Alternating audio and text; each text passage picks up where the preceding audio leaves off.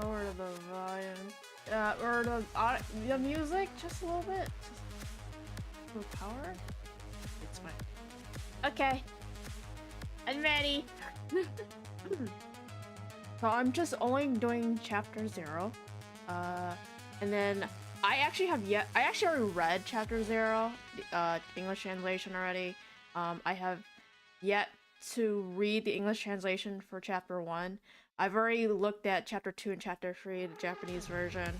So I'm for today, for this stream, I'm just only doing chapter 0.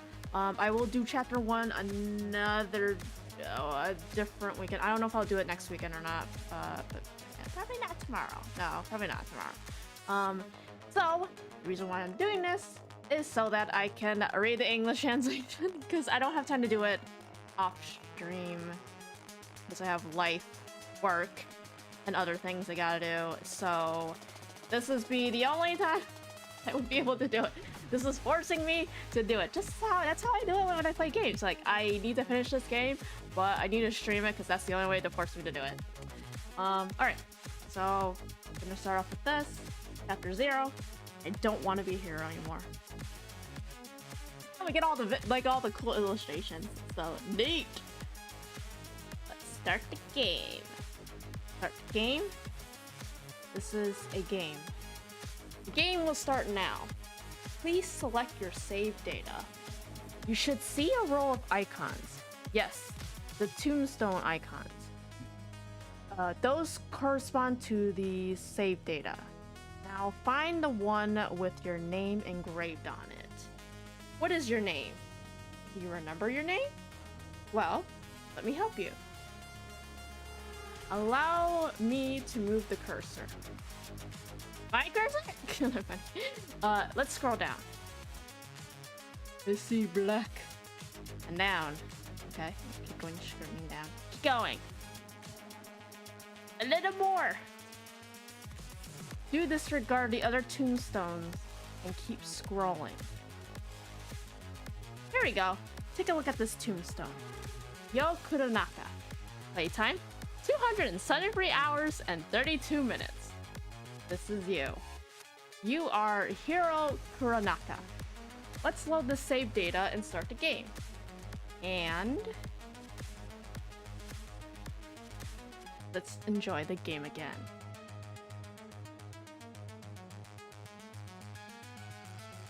So 2. Let the adventure begin. Hiro Kuronaka came to his senses. The area he found himself in was open and sparse, save for verdant foliage. Casting his eyes away from the scenery, he took a gander at himself. He was wearing comfortable blue clothes. He recognized such clothes. A hero's clothes. Or so he presumed. He was a hero after all. Hiro Kuronaka. Finally taking his surroundings in, he realized he stood atop a sheer cliff. The panorama was impressive, surrounded by mountains on all sides. And right in the center stood the stone-carved visage of a goddess statue. Visually impressive, its divinity was inspiring. Bathed in warmth and gentle sunlight, smiling down upon all who admire her. Goddess statue. Actually, if it's their characters, I probably won't say who it is, so I should skip that part. Sorry. Welcome back, Hiro Kuronaka. The statue spoke in a soft, feminine voice. It soothed Kuronaka's heart. Right. This was how the goddess always guided him. I will always watch over thee, so that you may be safe as you embark onward onto adventure yet again. Sure? Confusion flashed across Hiro Kuronaka's face. What kind of adventure? Can't remember. Much as he tried to recall, his mind only drew a blank.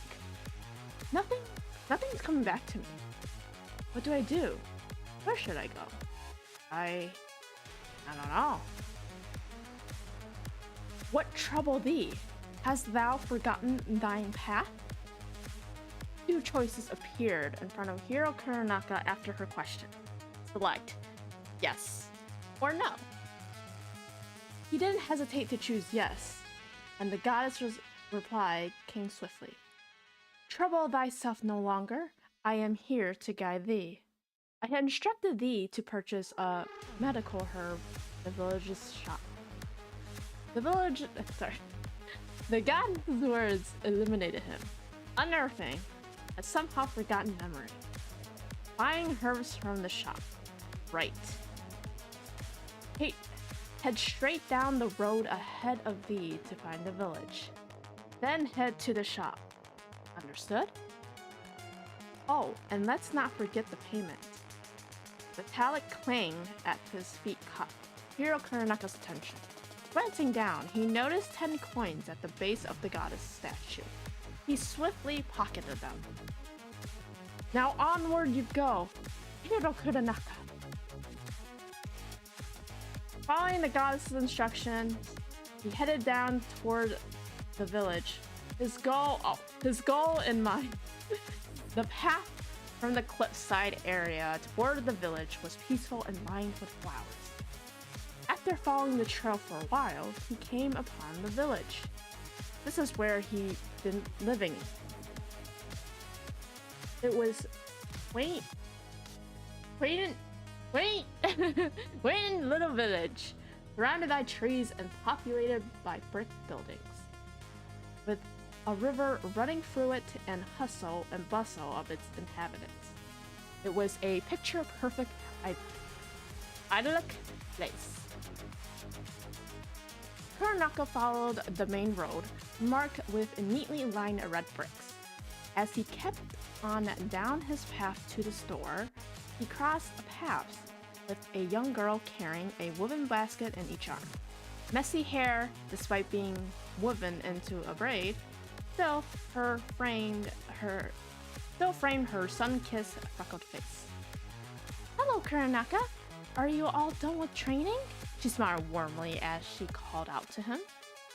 "Keep working hard on becoming a full-fledged hero, and I just know you'll defeat the Demon King." She waved and walked away after that. Kuronaka just kept walking into the heart of the village. That was, at least until an older man beckoned Kuronaka to approach the bench he sat upon. "Remember when I found you? You gave me quite a shock, young man. All alone in the rain, not a single memory call your own." Old man spoke, reminiscing. He spoke of the day when he brought Hero Kuronaka to the village. "And a hero to boot. I never would have even guessed. I'm rooting for you, young man. Become a hero and defeat the Demon King." Despite the encouragement, Hero Kuronaka's expression remained blank. All he could think of was fulfilling his quest. Keeping on along his path, he thought only of purchasing the god's requested herbs. Hero Kuronaka suddenly sensed something. Hiding amongst the brush at the side of the road was a slime, lurking in the shade. "I'm not a bad slime, promise." The slime shook at it as it spoke, frightened. "I can feel you where to find Merchants. He's somewhere with lots of pots. See? I'm a good slime, yours." Hero Kuronaka approached the slime, wordlessly swinging his sword. The blade cut with no resistance, the slime vanishing amongst the glint of steel. Hero Kuronaka defeated a demon. What? Wait, the slime is the demon? What? Okay, text, thank you. Meow. The cat approached him and looked up, tilting its head. Meow. Maybe the cat was a friend of the slime's? It continued to meow as it searched the brush, looking for the no longer existing slime. Meow. Oh. But that didn't matter. Hero Kuronaka had a mission: purchase herbs. He turned his back to the feline and continued on his path. He spotted the gate that headed out the village a little ways forward. A large and stout warrior stood guard, axe at hand. "It is my duty to protect the village from demons." With a tilt of his wrist, the warrior's axe now stood in battle-ready stance. And as such, I cannot permit you to go through. You are yet to become a full-fledged warrior. Continue training under the goddess. Hero Kuronaka walked past the warrior further into the village. Soon he spotted a small hut, quietly standing at the village's edge. Pots lined the little hut. The shopkeeper poked his head out from the pot collection as Hero Kuronaka approached. He raised his voice in surprise. "Ah, you arrived. Welcome to my humble shop." Hero Kuronaka reached the village shop. "You're here for medicinal herbs, right? The goddess let me know ahead of time. That'll be 12 gold, young lad. Would you like to purchase it?" Once again, two options appeared in front of Hero Kuronaka as the shopkeeper asked. Select yes or no. Hero Kuronaka chose yes. However, he held 10 coins in his hand. "Oh, what's that, young lad? You seem to be short 2 coins." The shopkeeper shook his head in disbelief. How silly of our lady goddess. It's alright, 10 gold will do just fine. Hiro Kuronaka purchased the medicinal herb for a discounted 10 coins. Thank you. His words were more of a reflex than an active thought. Caught him off guard. And at the same time, he could feel his empty heart being warmed, lit by the warmth of lost emotions. Not a problem, young lad. Thank you for your patronage. Hope to see you again. Surprised at the newfound change within himself, Hiro Kuronaka left the shop. He retraced his steps back to the cliff top. He glanced around the village. Though the way back must have been the same way in, something felt different this time. The howl of the wind, the rustle of the trees, the echo of the flowing river. He wanted to protect it all. He took that sentiment and held it deep within himself. Hiro's conviction. As he kept walking, he eventually spotted the cat from earlier. It was still meowing, desperately looking for its friend. Meow, meow. Though he felt nothing when the cat cried out at first, Kuronaka couldn't help. This time, to feel it ache deep in his heart. He ran back to the goddess statue, away from the cries, if not the pain.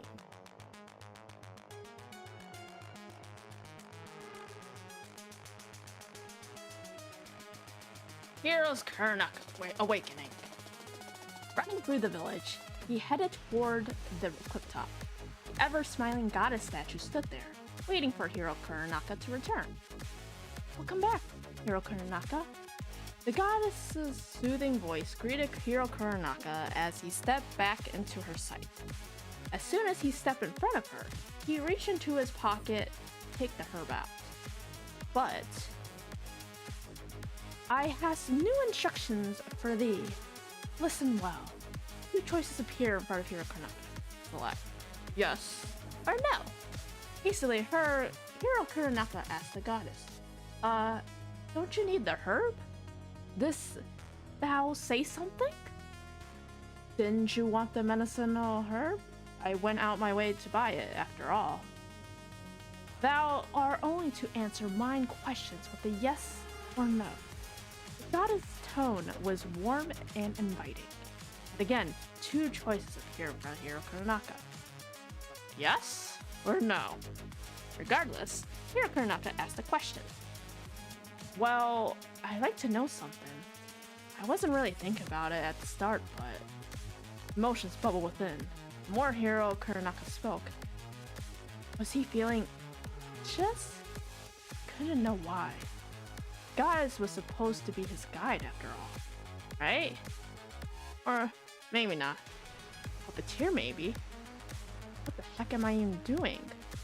I just feel like an errand boy. The irritated tone in his voice was clear for all to hear. I don't see how this will make me a hero. I understand thy frustration, Goddess spoke calmly. Believe that there is a good reason for this. It's all for thine own good, and there is no more I can say. Wilt thou trust me? Her tone of voice was reassuring as ever. Yet, there was an undeniable weight to them, leaving no room to dissent. Like yes or no? More choices. Before he realized what he was doing, Hiro Kuronaka already had chosen yes. Yes. Well done. Now, head thy new instruction, the goddess continued, satisfied. Thou art to cross the bridge ahead and check inside the pot across it. Across the bridge? There was a suspension bridge opposite of the village, yes. It hung high above the ridge across the village, allowing passage to the mountain on the other side. Except said path was currently blocked by a large boulder. I shall proceed to clear the boulder blocking thine path. Crack! Came a thunderous clap. Hiro Kuronaka ducked, closing his eyes.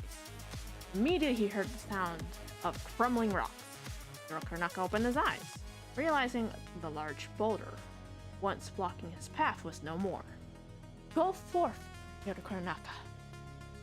Hiro Kuronaka hesitated. What had just happened?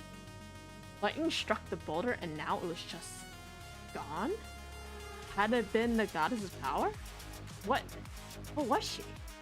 Go forth, Hiro Kuronaka.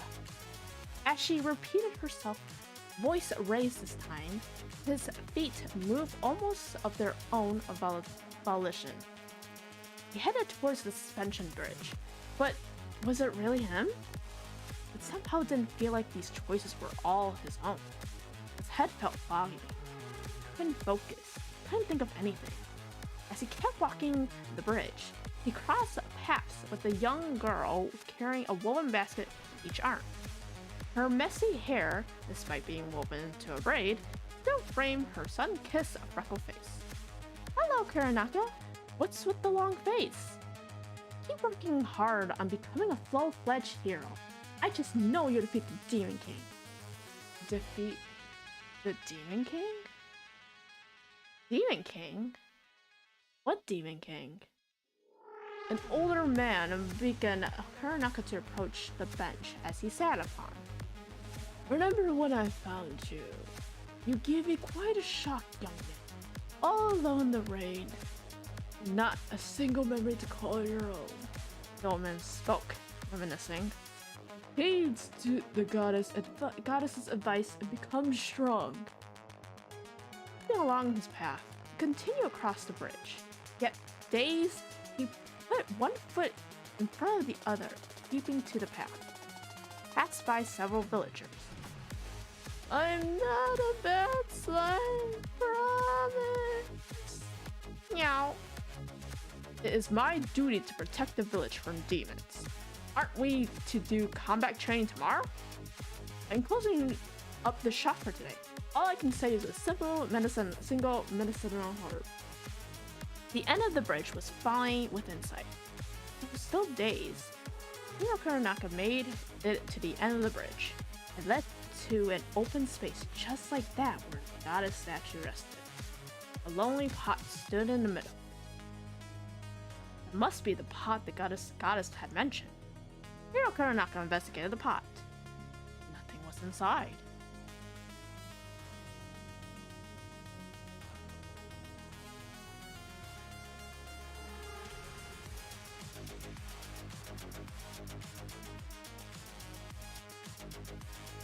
Hiro Kuronaka's curse! Hiro Kuronaka. There's nothing here. I checked inside the pot just like the goddess told me to, but there's nothing here. Hiro Kuronaka mumbled subconsciously. Guess it's time to report back, he muttered to himself, then decided to head back to the bridge. But his feet didn't move.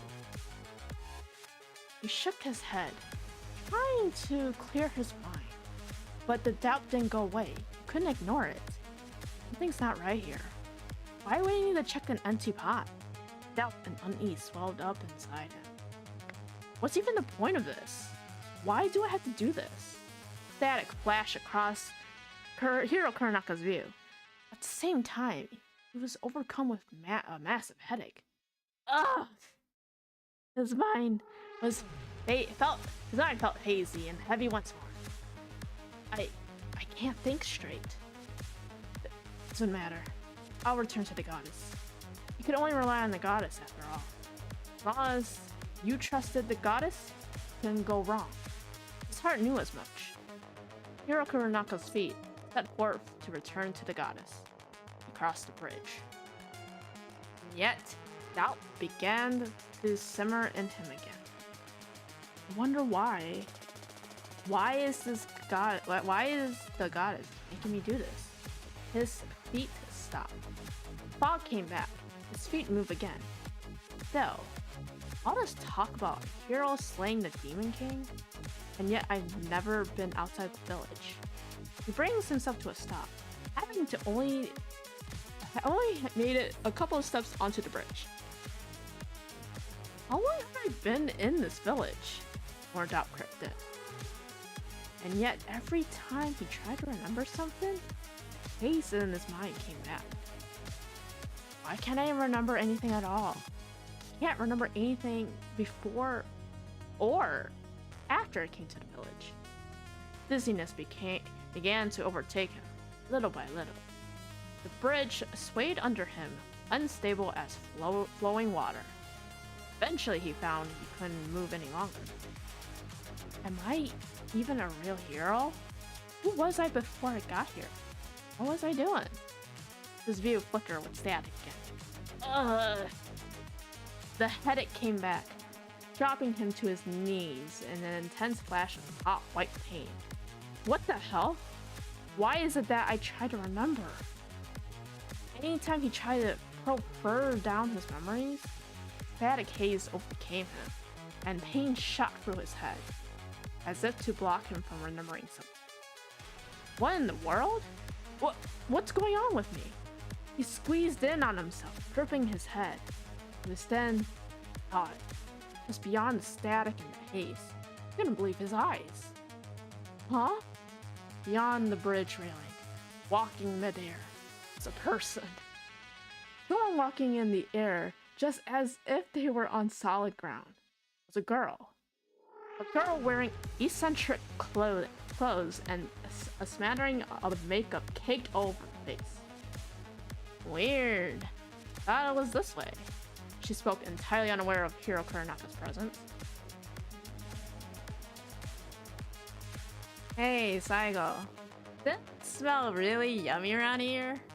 She looked around. Wait, sorry. She looked back after she said that. A large man, dressed rather oddly, appeared right behind her. Just like her, he seemed to walk in thin air.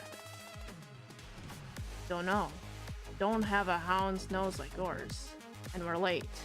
We must head to the rendezvous point. Okay, fine. Hello. Her shoulders slumped. Defeat spelled across her body language. With that, the both of them turned back to wherever they came from. They're walking in there. Hiro Kuronaka was speechless. Something like that was impossible, right? Huh? What was that? Were they walking on thin air? He had to be hallucinating, right? Or maybe he just got mad. What was even going on? Couldn't understand. What the haze in his mind lifted. He found his footing once more. Hiro Kuronaka rushed back to the goddess. Hiro Kuronaka's realization. What's wrong, Kuronaka? You look pale. The village girl asked him as she passed by. What do you say? A person walking in the sky? Now don't be silly. You need to start taking things seriously or people are not going to like you. That was odd. She had replied even though Hiro Kuronaka hadn't said anything. Said it automatically. Something's wrong. Really, really wrong. Remember when I found you? You gave me quite a shock, young man. All alone in the rain. Not a single memory to call your own. An older man beacon Kuronaka to approach the bridge, the bench he sat upon. Hiro Kuronaka didn't respond. Instead, he just walking past him. That was quite a shocker. Something's wrong. Really, really wrong. What is it? What's wrong? Hey, did you find the body you were looking for? Wow, such a good hero. Meow. Is it something to do with me? Or is it... Welcome back, Hiro Kuronaka. Before he realized it, Hiro Kuronaka's feet had carried him back to the goddess. Her timbre was calm and gentle as it ever was. I just have to trust the goddess. Right. Goddess? Yes, speak thy mind. And speak his mind he did. It's just, well, something happened when I was on the bridge. What? I'm walking on in the air. Goddess didn't answer. Goddess? Is that so? That must have been quite the sight. Now, on to thy next mission. Listen carefully. No! Listen to me, goddess! I really did see something. Before he knew it, Hirokuranaka had raised his voice. He couldn't ignore the unease, the doubt creeping up anymore. Even if it meant defying the goddess. What's going on? Is there something wrong with me? Something's not adding up here. I understand. Yet despite Hirokuranaka's wariness, the goddess statue remained as calm as ever. I guarantee there is nothing for you to worry about, Hirokuranaka. It's all part of the game, after all. Game? Upon hearing that word, something tugged at him. What game was she talking about? Mine eyes see everything. Hirokuranaka, may we remain in each other's company through this game, no matter what? Wait, goddess, what do you mean by game? Just, what are you? Boom! A sudden explosion cut him off. His surroundings shook all over him. Whoa! What was that? Earthquake? Just as that thought crossed his mind, he heard, wee-oo, wee-oo, wee-oo, wee-oo. It was an odd sound he had never heard in the village. Unpleasant, as if it was the wailing of a metal-made monster. What is that? Everything was moving so quickly. A voice cut through the ruckus. Not a normal voice, however. Thunderous voice, echoing from the sky itself. There has been a sudden explosion in the satellite management building. All personnel, report to the scene immediately. The voice resonated all around him. And what was more, he couldn't even comprehend the meaning of what it said. I repeat, there has been a sudden explosion in the satellite management building. All personnel, report to the scene immediately. In late management? An explosion? What's this all about? What are they saying? Where is his voice coming from? What is with all the shaking? Was that an explosion? Hirokuranaka stood in place, bewildered. No need to worry, Hirokuranaka. The goddess statues spoke, trying to calm down Hirokuranaka. But this is all part of the game. Her voice gradually became garbled, mixing with the sound of static. My nice. See everything. Goddess? You said that earlier. Yo, Hirokuranaka. Yo, Hirokuranaka? You talk about me? But I'm Hirokuranaka. Who is Yo Kuranaka?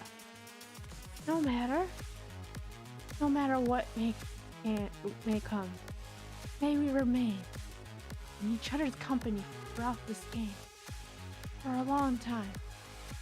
Yada's voice was slowly consumed by noise and chaos. For a long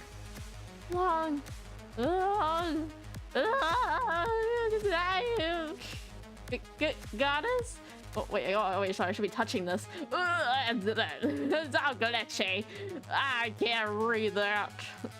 And then, got it? The goddess statue shattered, her pieces crumbling to the ground. Huh? It collapsed. All that remained of the statue was the rubble littering the place it once stood upon. Goddess? Goddess? Confused and anxious, Hirokuranaka caught out to the goddess, but no matter what, his cries were met with no response. His guide was now nothing more than a pile of broken stone. I can't believe it! Goddess? Demons. The word flashed through his mind in an instant. Hirokuranaka rushed towards the village.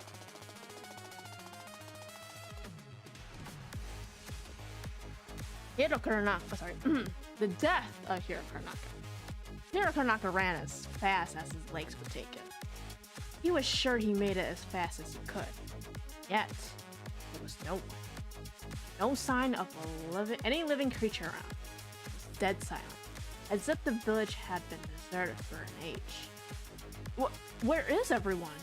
Much as he ran through the village, looked and looked everywhere, he found no one. What the heck happened? Hirokanaka glanced toward the village gate. There would usually be an axe-wielding warrior at his post, but no one stood there today. I might be able to leave the village. Guess I can try. Oops. Hirokanaka steeled himself, making a decision. I'll try to figure out what happened. Gathering his courage, Hirokanaka stepped out of the village. What met him past the gate was a vast, desolate land. Neither road nor structure stood before him. It stretched endlessly into the horizon. But this is what the outside of the village looks like. Cautiously, he moved on. He knew that one day he'd leave the village, of course. But never did it occur to him that it'd be like this. It wasn't too far into his trek into the outside world that he spotted a fallen figure in the distance. Hey!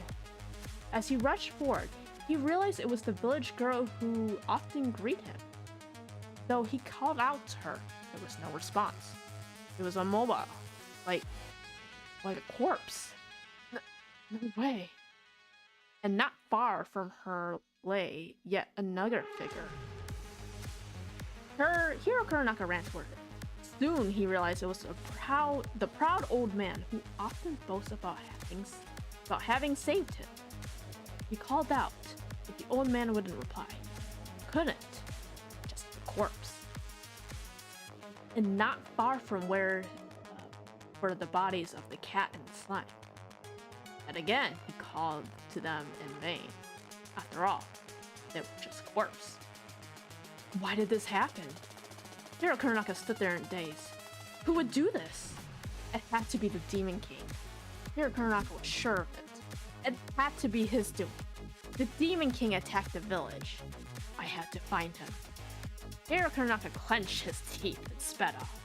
The Demon King couldn't be too far away. He circled around the village, a thought swimming. Then he spotted a burly yet familiar figure. The warrior stood, axe raised, ready to strike something in front of him. Warrior! Hirokanaka called out to the warrior.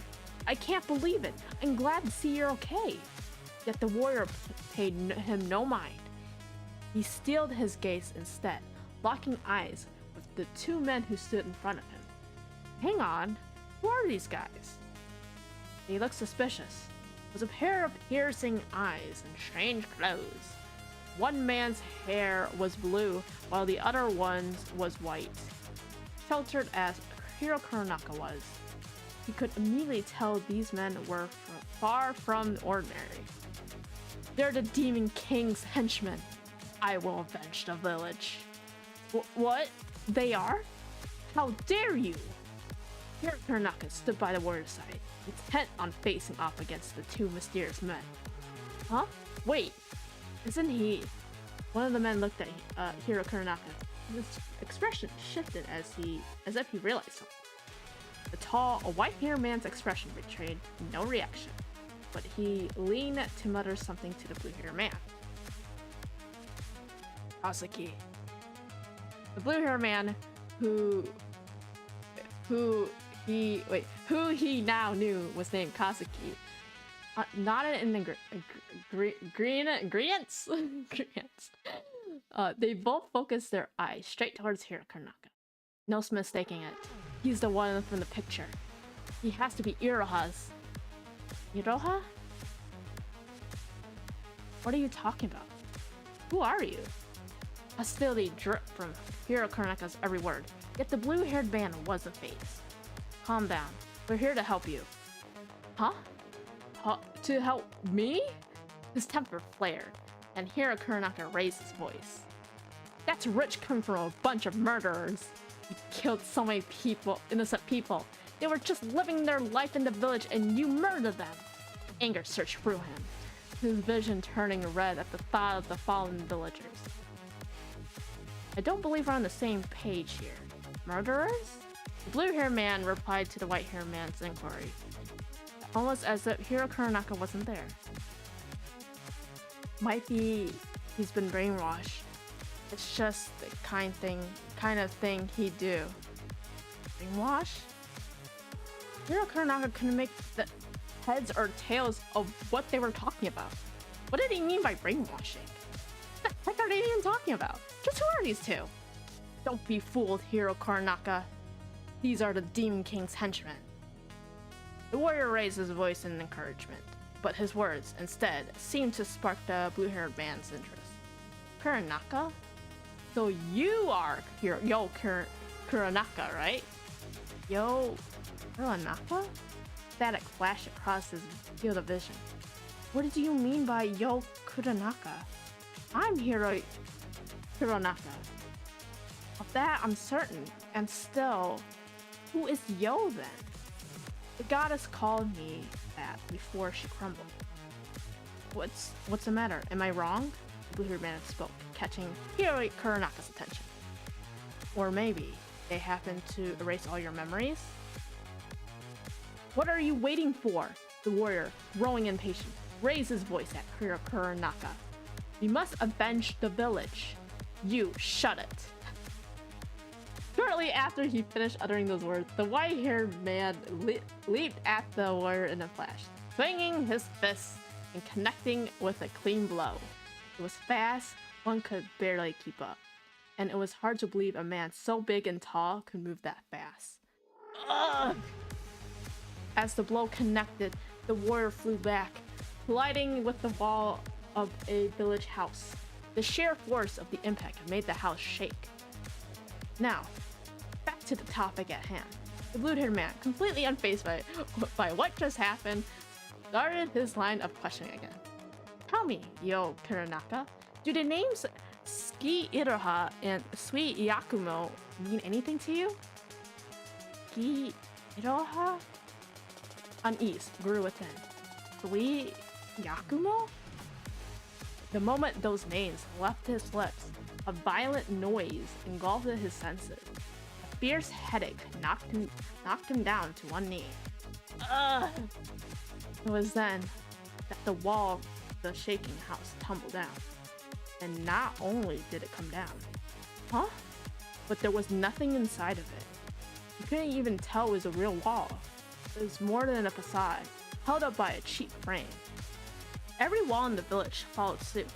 Rows and rows of what once were houses came falling down, exposing nothing but falsities.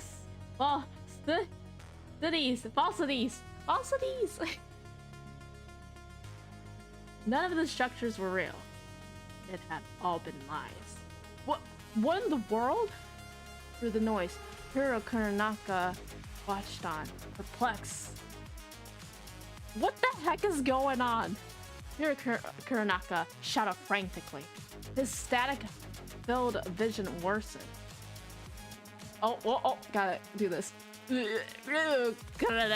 What is this? These were all houses, and now it looks like flat as a toy. He couldn't hear his own screaming voice. His sense of self went away with his hearing. Am I really here? Who am I? Oh, my name. Intense and a head-slitting headache bombarded his senses. My name is changing. His voice tore out his throat as the whole world was enveloped in noise, and thus the world plunged into darkness. Though the darkness he could see two faces, that of a blonde girl and a red-haired boy. They looked familiar. Of course they're familiar. These two, they were his two... Something suddenly snapped. Everything changed. The world around him, even himself.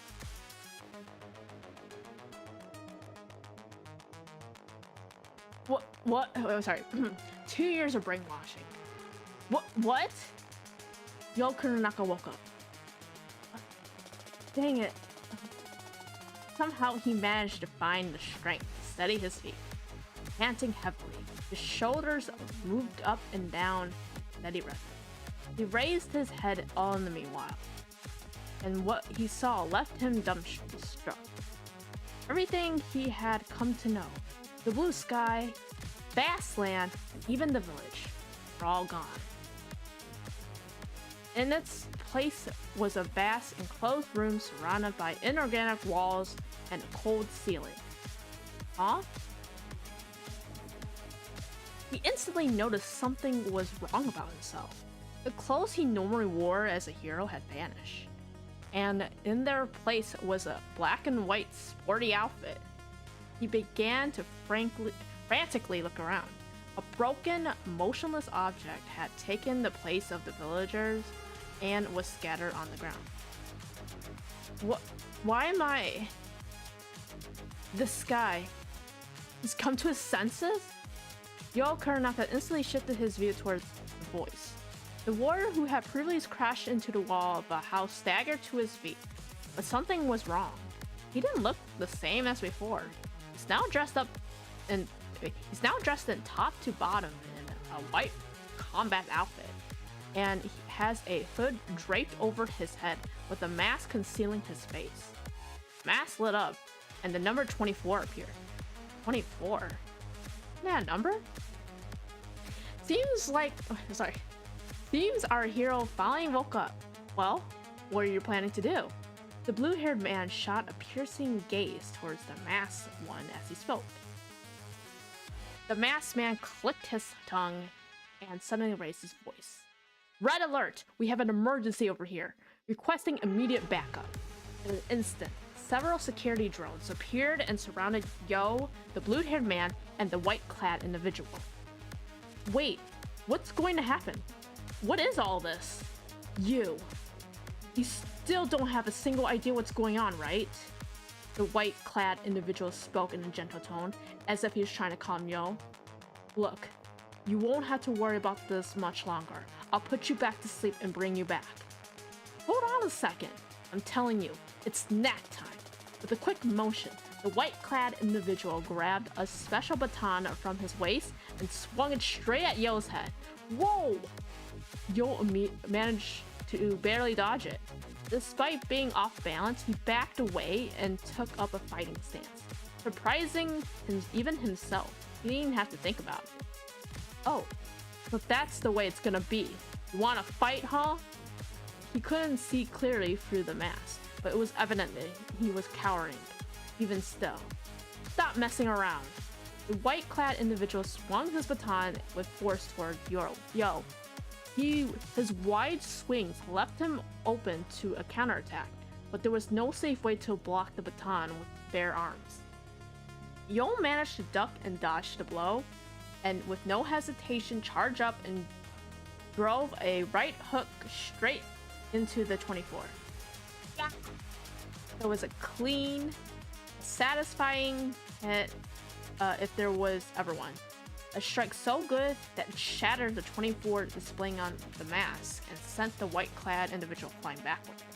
And his body slammed to the ground. He just lay there in a motionless spread eagle. Are you okay? Turning to the voice, Yo saw a tall, white-haired man staring down at him. Coldness held within his eyes. Haha, impressive. Didn't know our little hero could be so tough. All in the meanwhile, the blue-haired man was cracking jokes with a smug grin on his face. Fragments of the security drones scattered around both of them. It took considerable skill to do what they did in such a short time. Thankfully, however, it seemed they bore no ill will towards Yo. They didn't appear to be enemies, and if that's the case, then Yo pointed down at the white-clad individual he managed to knock down and said, "Who is he? And just what in the world is happening to me?" Well, seems like you're able to talk now. The blue-haired man flashed his usual grin. I suppose it's time to introduce ourselves. Before he can finish his sentence, his words were cut off by a girl's scream. Yo! Upon hearing his name, Yo turned to see two figures in the distance. Standing there was a slender girl with glistening blonde hair, and a boy with piercing eyes and fiery red hair. Huh? The moment he saw both of them, his heartbeat surged. It's them! The two he just saw before he lost consciousness. No way. Isn't that... Yo? It has to be. I can't tell who's who because the question mark, so I getting your voices tone of voice wrong. I'm sorry. So it's just gonna be like that, okay? Try. Okay, anyways, back to what I was reading. The blonde girl just stood there, staring dead at Yo while grabbing and shaking the red-haired boy's sleeve. All the while, the red-haired boy stood shocked, still with his eyes wide open, fixated on Yo as he was being shaken. You serious? Took us long enough, but we finally found you. The two of them dashed towards Yo. As soon as they got in range, they both grabbed his shoulder and shouted with joy in unison. Oh, look at that, it's very good. Nice. Yeah. The moment that voice reached his ears, Yo's vision became flooded with violent noise once more. Huh? Yo, what's wrong? Did you get hurt? The blonde girl's face contorted into a look of worry. Yo strained his voice as he asked her. Just... Who are you? Wait, what do you mean? Her face contorted into one of surprise. What's with you? Don't tell me you've gone and forgotten your childhood friends. Childhood friends? The noise began to overwhelm Yo. Yo, man, you good? The red-haired boy looked over at Yo with worry. Behind him, the blue-haired man just sighed with exasperation. Seems like there's still some gaps in that memory of yours. Can't really go and blame you, I suppose. Gaps in my memory? What is it that's missing? Yo desperately tried to focus, to remember.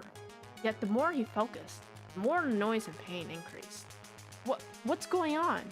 What do you mean, childhood friends? You guys weren't even in the village. Village? Are you talking about the village in the paintings, Yo? The blonde girl's gaze fell upon the destroyed masquerade. Every structure was nothing more than just a mere painting on thin plywood. No such village truly existed. Everything up until now had been a carefully crafted facade. But if that's the case, Yo thought, if everything has been a lie, then what was all of that about being a hero? What about the Demon King? Just what was I being forced to do? Get a grip, man. This isn't like you. The redheaded boy was blunt, yet despite that, he was visibly genuinely concerned about Yo. The blue-haired man placed a hand on the boy's shoulder, as if to admonish him. Don't go and push him too hard. He's been trapped in this so-called village for the past 2 years. What? 2 years? I was trapped in here for... Despite the throbbing pain in his head, Yo managed to eke out some word. Long? He didn't want to admit it, but there was no denying it any longer. I was being deceived by a goddess? I was being deceived. The moment the realization hit, he became overcome with a sense of despair that engulfed his entire being. Like a rock, his heart sank and his strength drained. Yet in contrast, his headache and the noise that accomplished it vanished. He could finally think clearly. All this time he was trapped in a miniature world. All this time was just a bunch of lies. Despite understanding that, his emotions were racing 1,000,000 miles a minute. The voice of the goddess statue echoed in his head. All part of the game, and within it, I can see everything. The goddess statue definitely said game. Oh, dearest Yo Kuranaka, no matter what happens, I hope we can be partners, even if this takes an eternity. The last of Yo's strength left his body. 2 long years lost inside of a game. And above all else, just who am I? And who trapped me inside of this place? to remember a single thing. Not one memory up to that point. Not even the two who said they were his childhood friends. With a gasp, Yo felt himself drifting away again. Yo! As his consciousness began to fade, Yo heard a girl screamed out his name.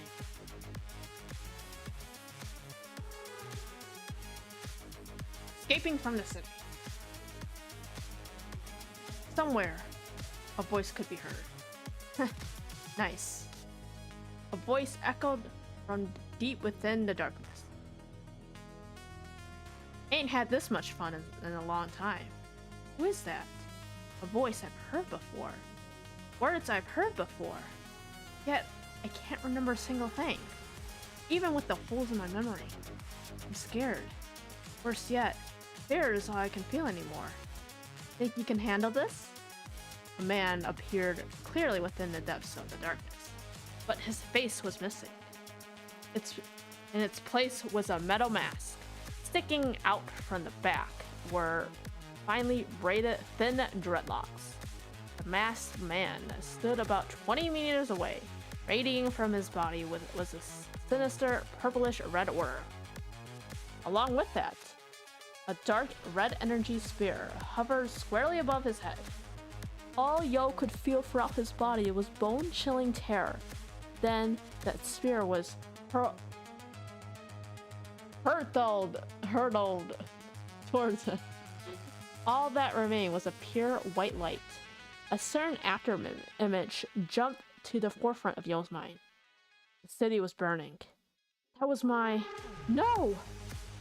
Yo Kuronaka opened his eyes.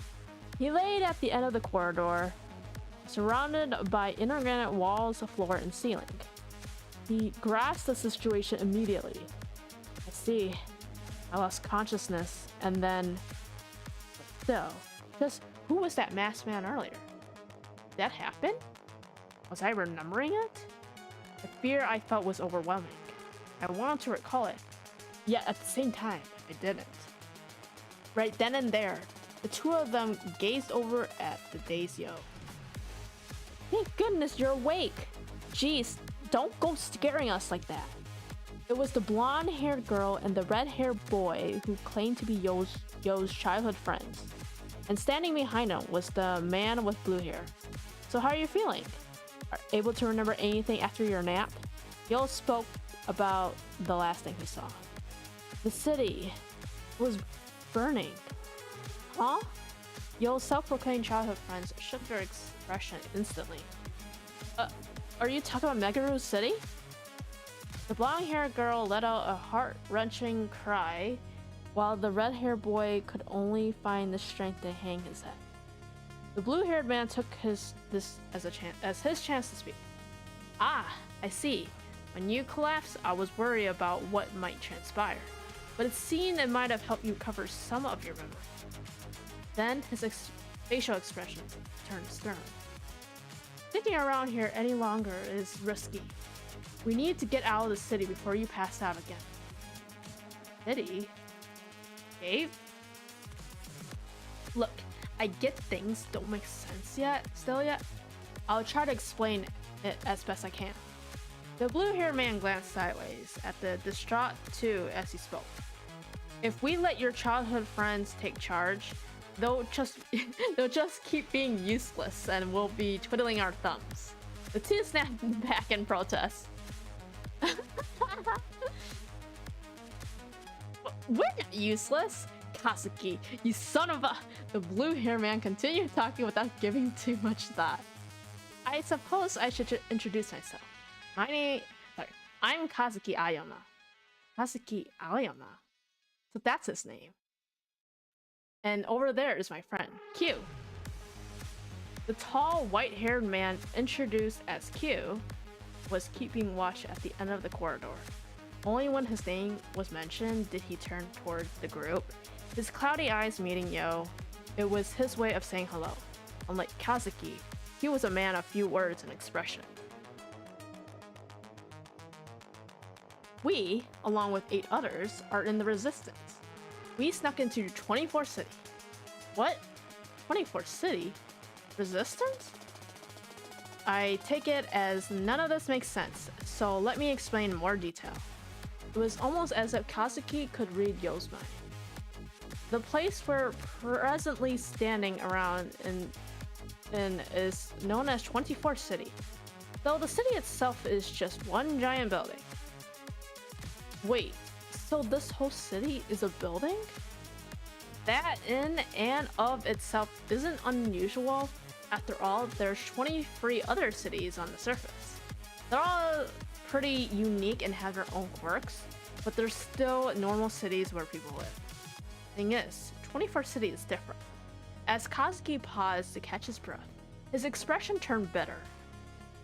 In all the years, there's never been a city like this in Neo Tokyo before, and no one even asked for it. It's just a fake city that's just up and declared itself one. A fake city? Its true nature is that of an airborne fortress. It was designed to invade and monitor the surface. A colossal weapon floating high up in the sky. That's the true identity of 24th City. And we're inside of it right now. Right in the heart of the enemy's base. An airborne fortress? Invade the surface? It all sounded like science fiction story, but Kazuki didn't seem to be joking one bit. Just take a look around you. There's not a single iota of personality anywhere to be seen. If you told someone if this was a city, they'd just laugh in your face, wouldn't they? It seems that we're inside a massive structure. Moreover, said structure is an aerial fortress built to invade and monitor the surface, which means Yo suddenly had a revelation. The word. That memory of a burning city. Could that possibly be a memory from back then? The sight of the city being invaded? By the way, these two are Suki Iroha and Sui Yakumo. Kazuki spoke as he pointed toward the blonde-haired girl and the red-haired boy. They're your childhood friends that ended up tagging along when we snuck into 24th City. Suki Iroha, Sui Yakumo. Both of them waited with bated breath for Yo's reaction.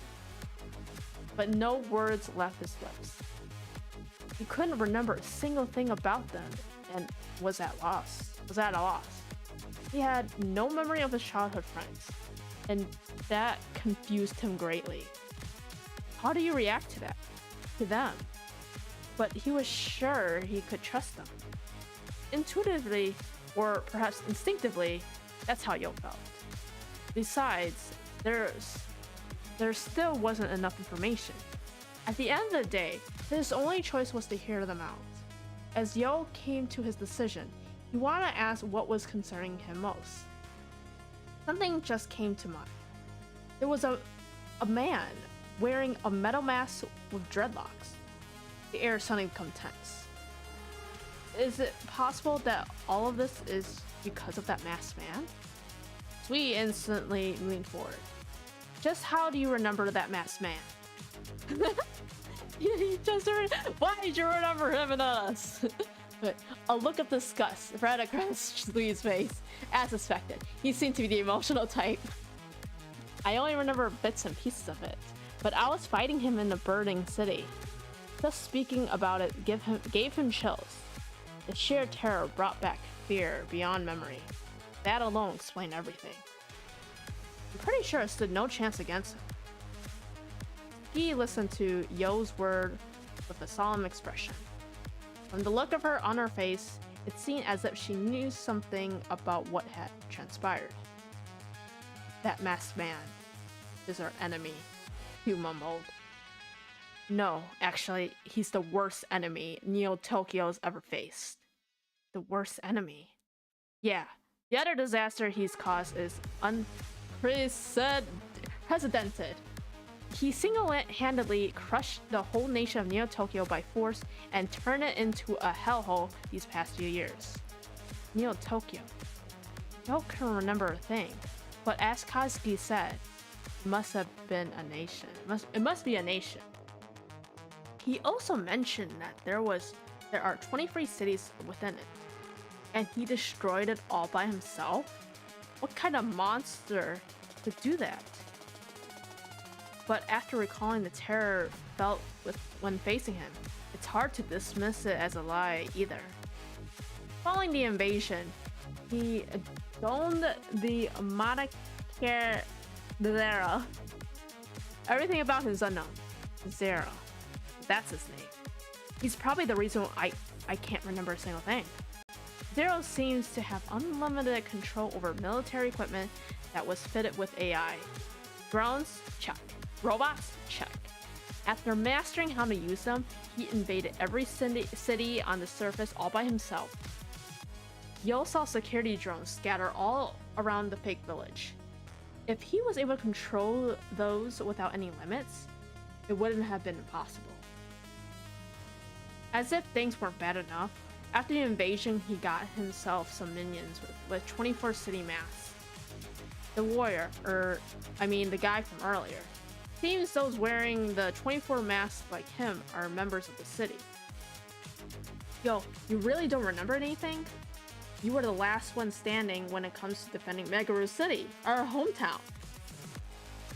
Sui was making no effort to hide his irritation toward Yo. He really was the type to let his emotion get the best of him. We got knocked out and, well, don't remember what happened afterward. When we woke up, you were gone. We managed to speak some of the witnesses about the battle, and he had tears glistening faintly in their eyes. They said that you were taken away by that man. We awkwardly scratched his head. And so we took it upon ourselves to track you down, which is how we ended up here. That's not quite how I remembered it. You forced yourselves into our plan. Without missing a beat, Kazuki gave us some snark. Yep, that's Kazuki, alright. I'm still grateful for that, damn it. Besides, with me and Yo, we'll be one heck of a force. No one will take us down. I'm here too, you know. Can he even fight properly in this condition? Kazuki cast a suspicious look toward Yo. Oh, I just remembered something. Ski suddenly spoke loudly. Ski, you're being too loud. Where do you think you are right now? We're smack middle of enemy turf. Sorry, it's just I remembered something important. I have Yo's smartphone. My smartphone? Yup. This was all you left behind after Megaru City burnt down. I'm glad I can finally give it back to you. I went ahead and charged it for you as well, so try using it. Yo accepted the smartphone as Ski handed it to him. It felt comfortable in his hand. Familiar. I must have talked to so many people with this. And if that's the case, there's a good chance I'll eventually remember more and more as I use it. As Yo stared longingly at his smartphone, lost in thought, Kazuki called out to him. Look, there's no time to just stare at your phone right now. It wouldn't be wise for us to keep lingering around. Let's just hurry and head to the escape pod on the bottom floor. They got such things as escape pods here? You bet. We planned all of this ahead of time. How lame would it be if we broke in and couldn't escape? Kazuki said with fluttering hands. Our comrades in arms should have secured us an escape route down. Let's meet up with them first. Comrades. I mentioned them a bit earlier. They're fairly dependable. Is fairly a good word to describe your comrades? Bah, come on, let's go. Let's just go already. Yo turned and looked back at the so-called village, now littered with the remains of cardboard facades. I was imprisoned here and lost 2 years of my life to this place. Leaving should be a happy thing, yet for some reason, I feel uneasy. This place wasn't my home, but then, where do I even live? Seems as though my hometown was destroyed. Worse, I can't recall a single thing. What will become of me now? As Yo stood there worrying about such things, someone suddenly slammed their hand hard on his shoulder. Come on, man, what's with that face? Don't worry, no matter what happens, we got your back. Sui laughed as if to ease Yo's concern, giving him a big smile. Though a bit surprised, Yo found himself feeling genuinely happy. Haha, think he you both for sticking with me. I know I can count on you. Yo was finally able to return a smile. Man, when you get all formal and stuff with me, it throws me off. Although blushing a bit, Slee seemed happy. Alrighty then, let's get going. The sound of Ski's voice was like a starting gun as everyone began to run down the corridor.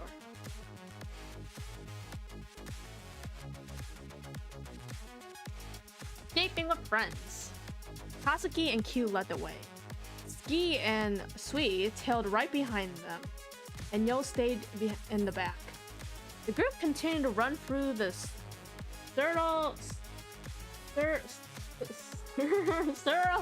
I'll just say that, space. No matter how far they went, the scenery refused to change around. Despite everything looking the same, Kazuki, who was leading everyone, had memorized exactly where to go. He kept running with no hesitation. Occasionally they bump into 24 city mask wearing enforcers on the path. You better stay out of the way if you don't want to get hurt. Q made such a short work of them that it'd be hard to call it a fight. Perhaps the real misfortune wasn't his raw power, but rather how quiet he was, as his warning never reached the ears of the assailants. But despite his efforts, sometimes they slipped through his fingers and attacked the backline. Get out of our way! We counterattacked to made sure the enforcer couldn't reach Yo. Remember what I said? We got your back, Yo. That's right. You may not be at your best yet, so we'll watch out for you. So we'll watch over you. Just by a mere presence, Yo felt comfort. But at the same time, he felt incredibly frustrated that he couldn't recall a single thing about them. Down this way. The group followed Kazuki down the stairs as he led the way. And when the door at the bottom of the stairs was opened, it was like stepping out into a vast open space, almost like a dome stadium. And within that immersed space, there was multiple suspension bridges which overlapped one another. The group emerged onto the utmost bridge. Ah, there they are! Katsuki yelled out. He pointed down to a suspension bridge several levels below where they stood. It was connected to a wide landing where several people were engaged in a brawl. Yeah. Among the group fighting were two people Yo recognized. They were eccentrically dressed pair who had been walking on air back then. Although now he's no longer in the village. So while their clothing are still eccentric, they don't feel quite as outlandish anymore. They were wearing army jackets. However, both of theirs were rather tattered. Oh, so those two are also with Katsuki. As Yo mumbled to himself, Sweet called out to him. Yo, what are you doing? We gotta keep moving. Katsuki and Q began moving down toward where the brawl was taking place. Get yourself together. I'm trying. Yo then started heading down. By the time Katsuki's group reached the landing, the brawl was already over. Various 24 city enforcers were sprawled out across the landing, some stacked on top of each other.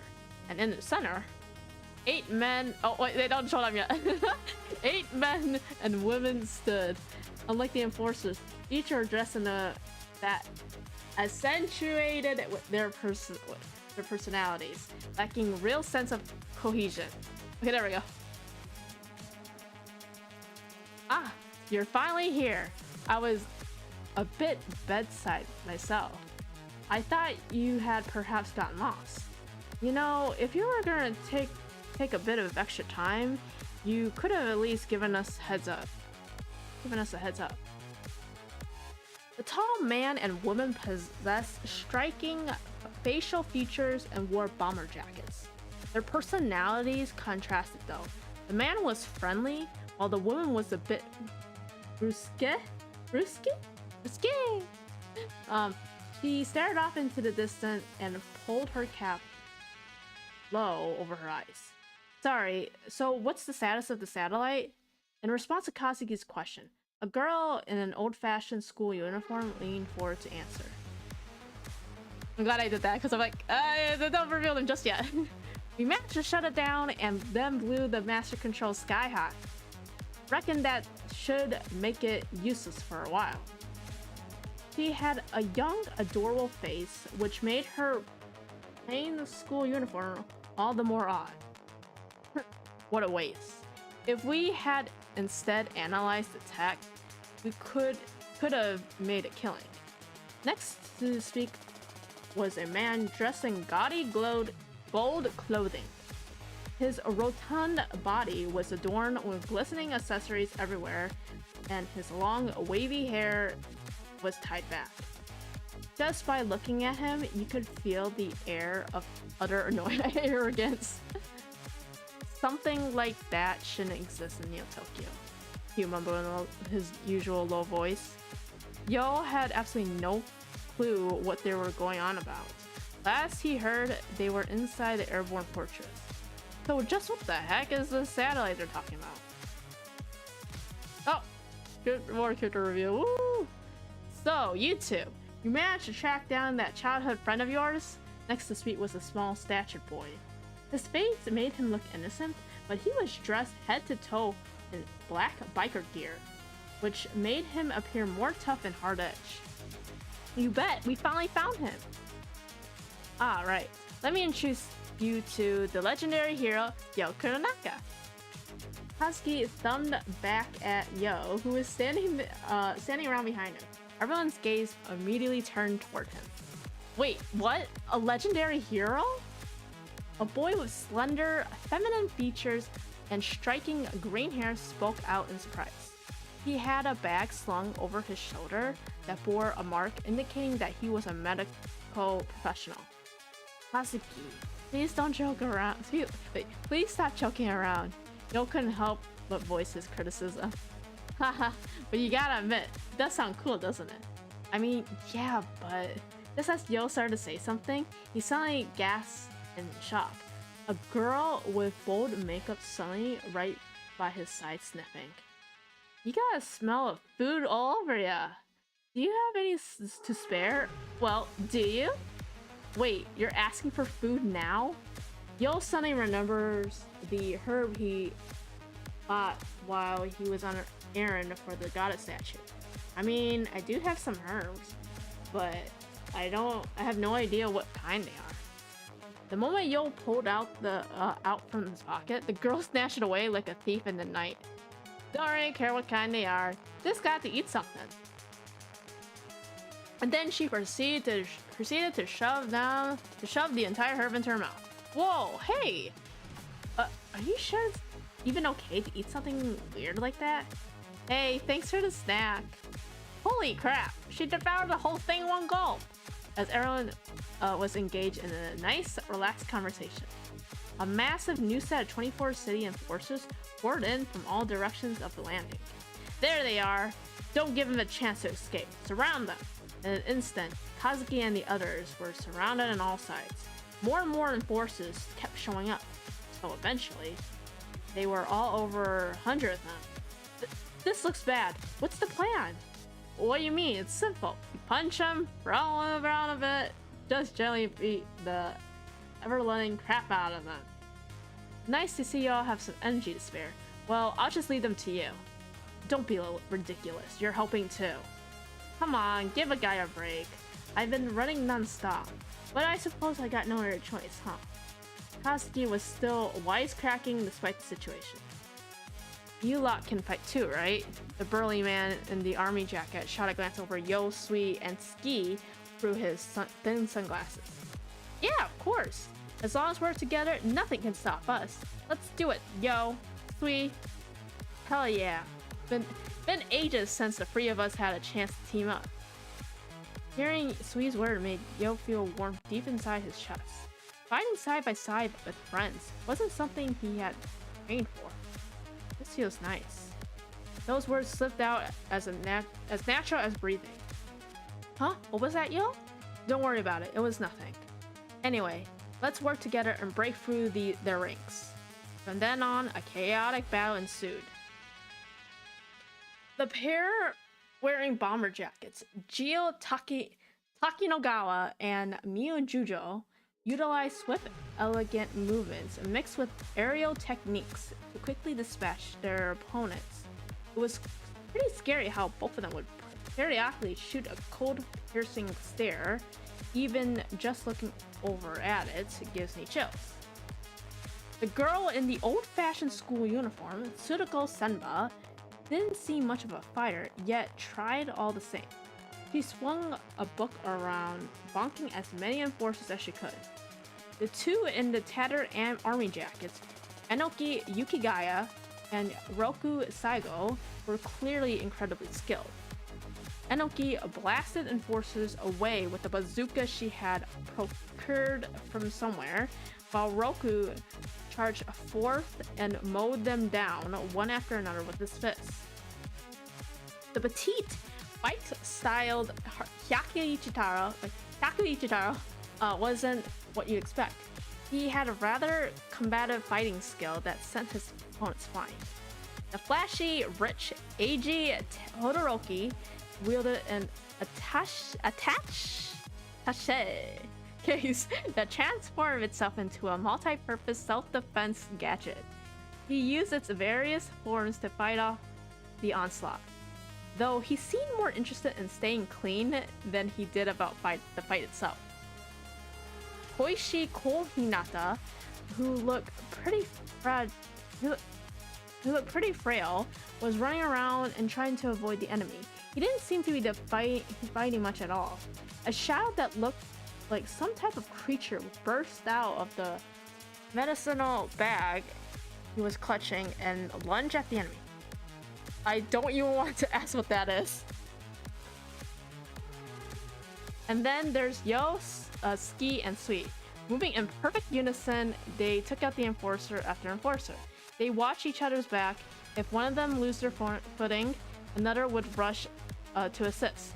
If an enemy was about to attack one of their blind spots, another would swiftly kick them away.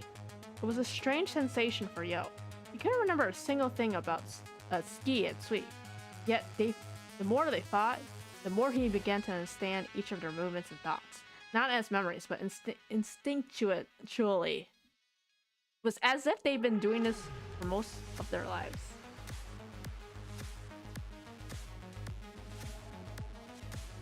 The trio's promise. You know, for someone who was held a prisoner for as long as you were, you shook off the rust pretty quick, Yo. We looked over his shoulder toward Yo while still fighting. Well, yeah, I never got much of a break. They had me training around the clock. Huh? What do you mean? Ski joined in on the conversation. Of course, while still fighting off the enforcer of the 24th city, even while deep in the conversation, the trio were still perfectly in sync. It was all to become a hero. Whenever your stats would improve, the goddess would praise you. Please suddenly froze, standing still for but a moment. Gotta be honest, I don't understand any of what you just said. It's okay, I don't get it either. I don't know why I let myself get tricked like that. Back then, it was like being a kid and playing games. The village and the goddess meant everything to me, but not anymore. It's starting to feel like everything's becoming clearer. Oh, does that mean you remember XB then? Ski's voice was filled with expectation and anticipation. XB? Huh? Wait, did you forget what XB is? Are you kidding me? The two instantly started sulking. Their movements slowed, which left them wide open to attack by enforcers, but Sui managed to regain his composure in time to effortlessly kick the enforcer away. No, you're like a really strong XP player. The best of all of us, actually. Sui perked up upon hearing this. Come on, Ski, don't joke like that. I was the best. As if. The only thing you got going for you are those broad shoulders of yours, Sui. Yo was better than the both of us at batting. Well, what I'm saying is, even at batting, as the two continued to bicker, Yo couldn't help but interject. Wait. What even is XB? Huh? Oh. How to explain this? XB is XB. Ski was trying a blank, but thought a bit harder. That's when the enforcers decided to strike. Ski dodged them all with ease before turning to Yo with a bold smile and said, "You know what? Now's not the time. I'm sure it'll come back to you eventually. Easy for you to say. My memories are all a mess, and I still have no idea why I lost them to begin with. This time, enforcers attack Yo from behind. Spotting them ahead of time, Ski used Yo's shoulder as a springboard and leapt over him, delivering a flying kick straight into their noggins. Ah! And as Ski landed it gracefully, don't worry about it too much. Yo and XP are like two peas in a pod. You're acting like me and XP are one and the same. If it was something like that important, I feel like I shouldn't have forgotten it so easily. It's okay, man. Don't mind her. She's always like that. We should play XP once we get out of here, Ski said cheerfully. Huh? You used to say that all the time. Practicing XP is about getting your body to remember it with muscle memory. So even if your mind has forgotten it, I'm sure your body still does.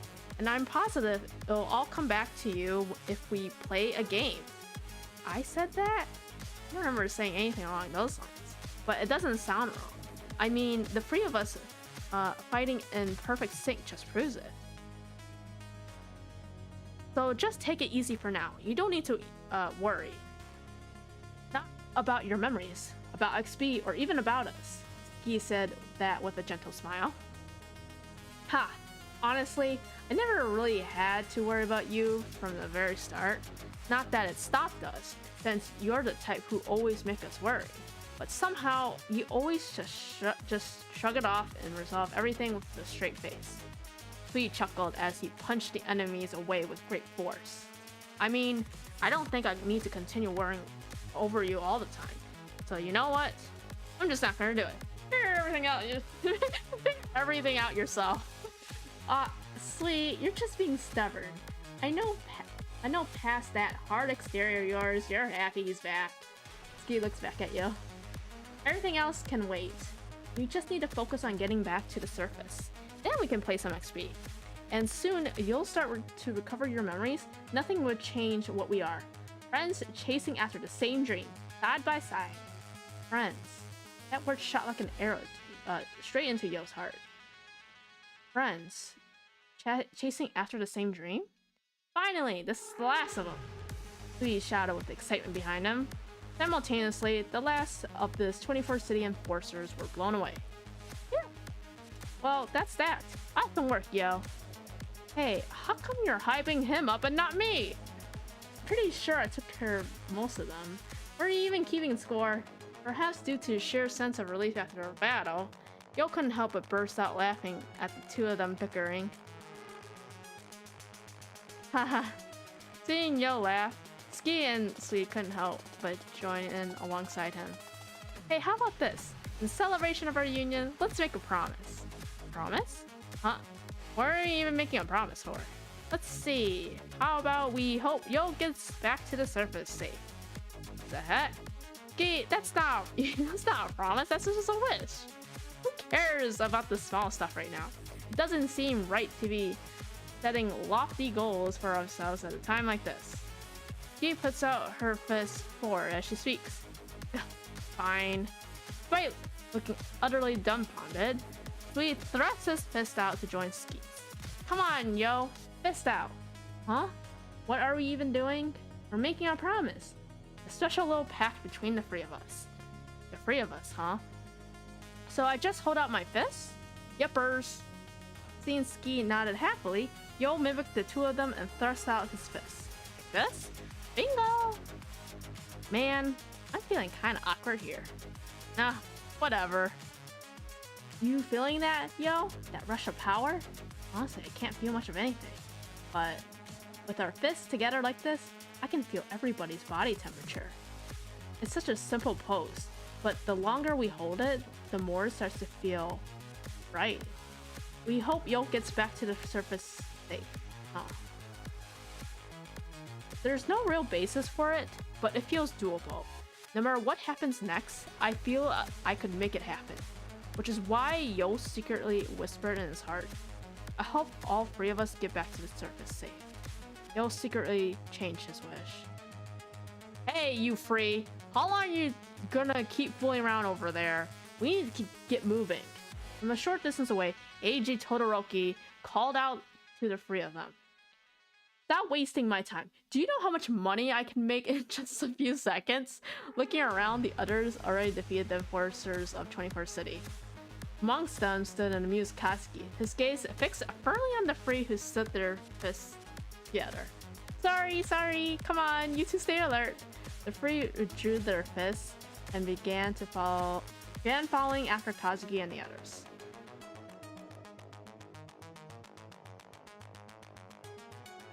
Searching for an escape.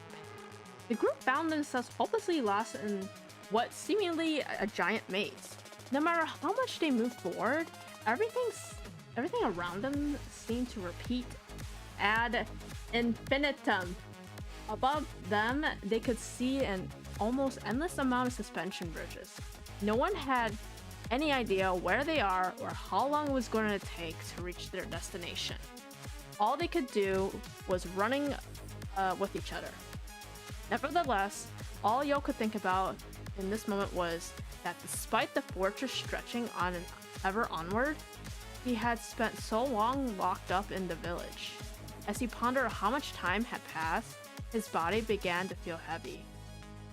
But then he looked over at Ski and Sui, realizing it's better to focus more on running than ruminating for now. The priority should be getting out of here for now. Out of nowhere, Ski and let out a piercing scream. At the same moment, Yo found his vision growing incredibly blurry. Gah! The ground beneath the two suddenly opened wide and swallowed them whole. You couldn't tell if they had triggered some type of trap or if it was the system merely malfunctioned. But Yo quickly came to his senses. The most important thing right now is bracing for impact. Ooh. Thankfully, the impact didn't hit hard due to them properly preparing for a sudden stop. But the next thing he knew, Ski landed right on top of him. Yo, I'm sorry. I'm so sorry. Are you okay? Yo, Ski shot up like a bullet and offered her hand to Yo. Yeah, I think I'm okay. Yo took her hand and suddenly stood up. After giving themselves a quick glance over, they began to look around. The metallic walls and floor looked identical to earlier, but now the hallway they were in was dim and narrow. When they looked up, they couldn't quite make out where they had been. Perhaps the floor that opened up above them had closed. If that's the case, there's no doubt about it. They triggered some kind of trap. A beep suddenly echoed from Ski's pocket. Suddenly a smartphone notification. Oh, it's 9. 9? It's a messaging app everyone from earlier uses. It's pretty basic. As she explained, Ski showed Yo her smartphone. I think it's installed on your phone too. You should check. Yo pulled out and checked his smartphone. Turned out Ski was right and 9 was installed. He opened up the app and he noticed he had a message from Kazuki. We heard a loud scream. Are you two okay? Ski quickly began typing away her phone. Yup, for some reason the floor swallowed us up and, well, I might have crushed Yo a bit. So you use Yo like a cushion? Good. What part about any of that was good? Well, this is a problem. I didn't expect for us to get split up. Ski, you remember where the escape parts are, right? Sure do. We'll go on ahead then. Wait, think you can two meet us there? You bet. By the way, Yo isn't responding. You didn't knock him out, did you? Yo began tapping away frantically. I'm okay. It's just been a while since I've used the smartphone, so I'm a little rusty. Oh, right. Anyway, we'll be waiting for you two at the escape pod bay. Ski, it's up to you to keep Yo safe. Conversation ended there. Okie dokie, let's get going. Follow me close, okay? Just as the two started to run, another beep emanated. This time from Yo's pocket. Wait, was that my phone this time? Sure, sounded like it. Mine didn't boop. So I didn't think it was the group chat. Yo opened up 9 again. It was a message from someone he didn't recognize. Their name was just simply Neon. My apologies for the sudden message. You can call me Neon. He peered over Yo's shoulder at his screen, a suspicious look adorning her face. Neon? Who in the world is that? Do you know this person? Yo shook his head. And then another message arrived. Please do not be alarmed. Much like you, I've been wronged by Zero. Your situation is quite dire, and I am rather worried for your safety. Wronged by Zero, huh? We both believe that Zero's tyranny cannot be allowed to continue. This is why I have decided to aid in your endeavors by providing you with information I possess. I would like to support you whenever I can, so I felt it was the proper time to contact you and introduce myself. I hope I can count on you as well. The message stopped after that. Yo couldn't tell if he should trust this person or if he should even bother to respond. That was weird. We should probably get a move on. Yeah, good point. As soon as Ski snapped them back to reality, they both began running toward their destination. Only the sounds of their footsteps and breathing reverberated throughout the hallway. After some time, they both heard another beep. Yo checked his phone and found a new 9 message from Kazuki. We're just about there. What's your status? We're making good progress on our end. Good, we'll be waiting. In the meantime, we'll be doing some cleaning up. Yoda put away his smartphone and continued running. The passageway began branching into different paths, but Ski made her selections without any hesitation. Yo trusted Ski entirely and continued running right behind her. Don't worry, Yo, I got this. Ski began speaking as she ran. I bet you're worried I might get us lost. Not one bit. I trust you, Ski. Really? That's awesome. Ski responded cheerfully. Both of them continue running ever onward through the dim metallic passageway. After passing through a few more branching paths, they finally arrived at a small open area.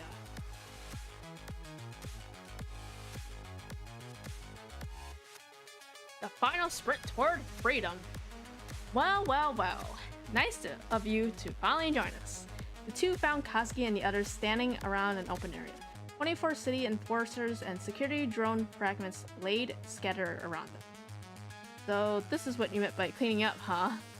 Not much else to do when you're just waiting around, so we decided to get a bit of exercise. Yo carefully looked around the room. It was a bit different from the passageway they had come from. Devices were scattered around everywhere with their wires exposed.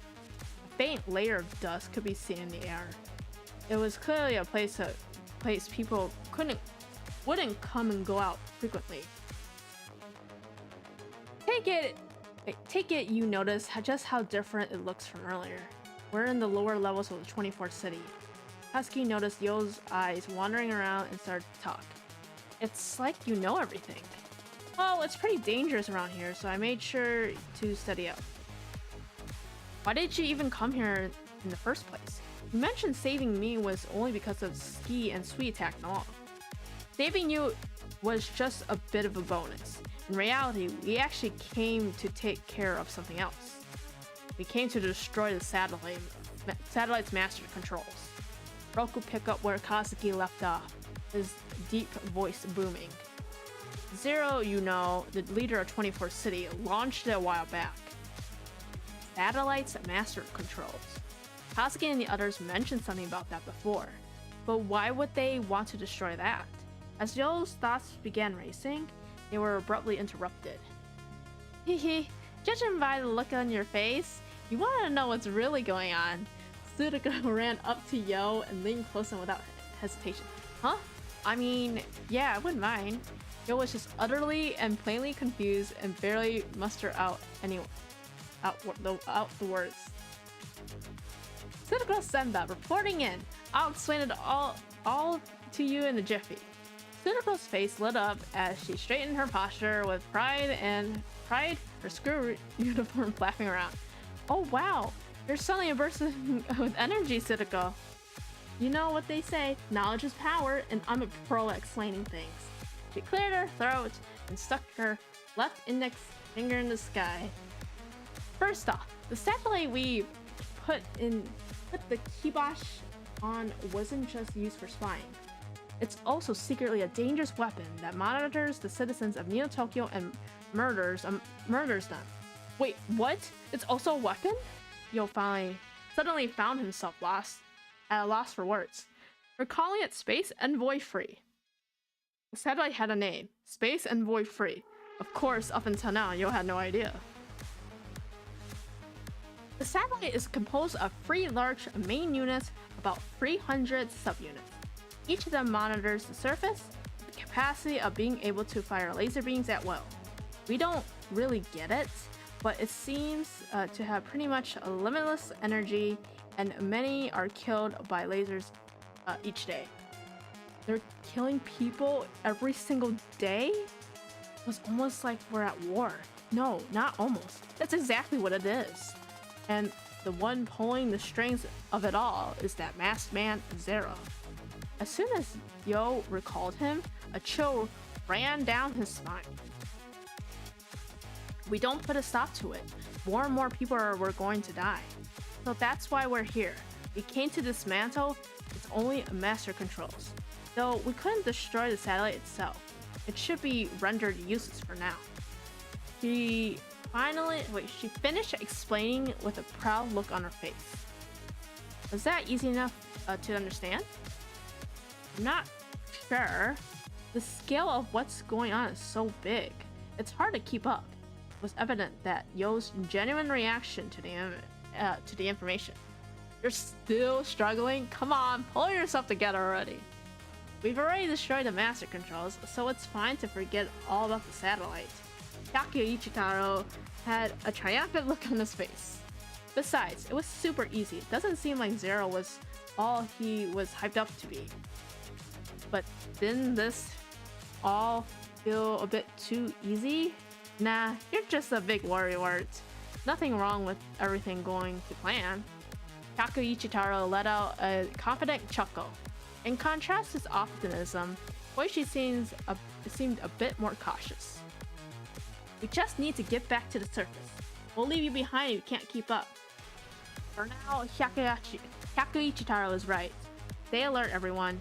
Our destination should be straight ahead. After speaking, Katsuki began running, leading the way. Everyone else followed behind him. The path followed was quieter than the previous areas. There was no indication if they were being pursued, as they were surrounded on all sides by an eerie silence. All that echoed out were the sound of their footsteps. After running for some time, they arrived at a large open area. It looked like a huge maintenance facility. One of the big machines could be serviced and repaired, but there wasn't anything out of sort there now. Over there's a path. Ski pointed toward a path on the other side of the facility. It was a large opening without any door, and just like she said, it was indeed a path. This has to be the way. Before anyone could stop her, Ski began running toward it, and when she got to the opening, "Let's go, everyone!" She waved at everyone to follow her. As everyone began following Ski, Katsuki stood in place with a suspicious look on his face. He just stared dead at the large opening. Q began speaking to him. "I take it Cole Hinata's words are getting to you? Things went too well." "Yeah, a little bit too well. An open space like this feels like it'd be perfect for an ambush. If this were a video game, this is where the boss would appear to confront the party. This isn't one of those video games." Q flatly responded. "Yeah, you're right," Katsuki chuckled. "All we can do now is move forward with one foot of the other, even if it means we're walking into a trap." Exactly. And so Katsuki and Q began running toward the path. Even if they were sprinting headstrong into a trap, their only choice was to keep moving forward. The path leading from the maintenance facility was even dimmer and covered in more dust than the previous one. They continued moving in silence. There might be something waiting for them on the other side, but all of them hoped there wouldn't be anything in the way. As if they were running through a haunted house, everyone looked slightly nervous. They continued down the dim and dusty path, and soon enough, a light appeared ahead of them. It was far too bright to make out anything beyond it. They braced themselves and dashed into the light. And to their surprise, absolutely nothing happened. They finally arrived at their destination. Oh, if I click that, there we go. Next, I'm gonna take a little water sip. I have not drank any water for a moment.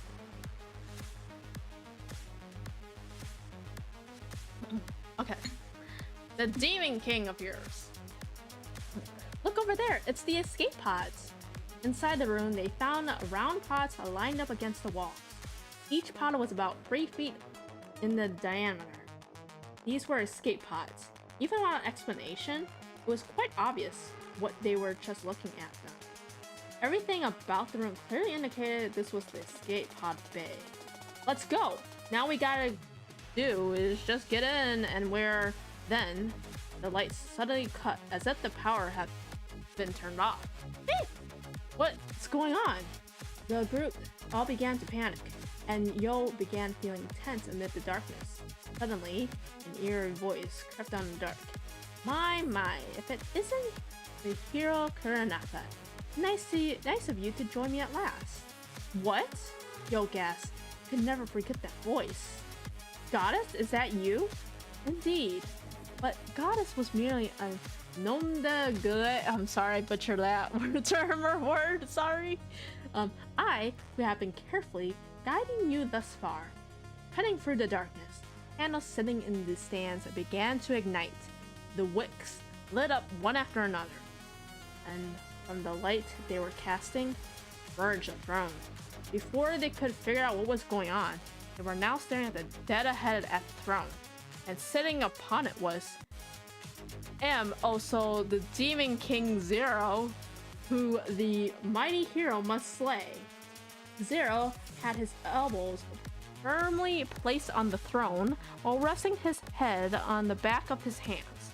His metallic mask eerily reflected the light coming from the candles, and his thin dreads emerged from the back of his mask all the way down to his waist. As soon as the sight appeared before him, fear ran through Yo's body from head to toe. You! Of all the people in the world, of course it was him who ambushed us. Without even thinking about it, Kazuki stepped back. That's just how dangerous this person was. I believe it's time for our last dance.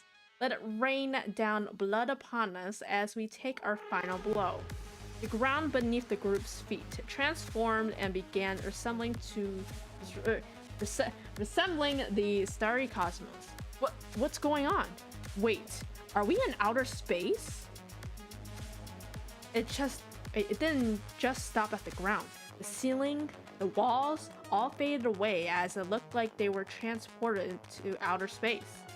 The escape pods that were lining the walls just a second ago had vanished as well. The group found themselves standing in the middle of outer space.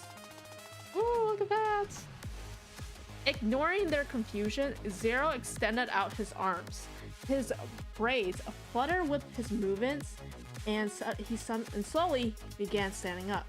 Before beginning to float in the air, all anyone could do was look up at the sight before them. Zero floating in the air with his arms spread out, and just as he stopped moving, "Here he comes!" Yo yelled out, but it was too late. While still floating, Zero suddenly dashed toward the group.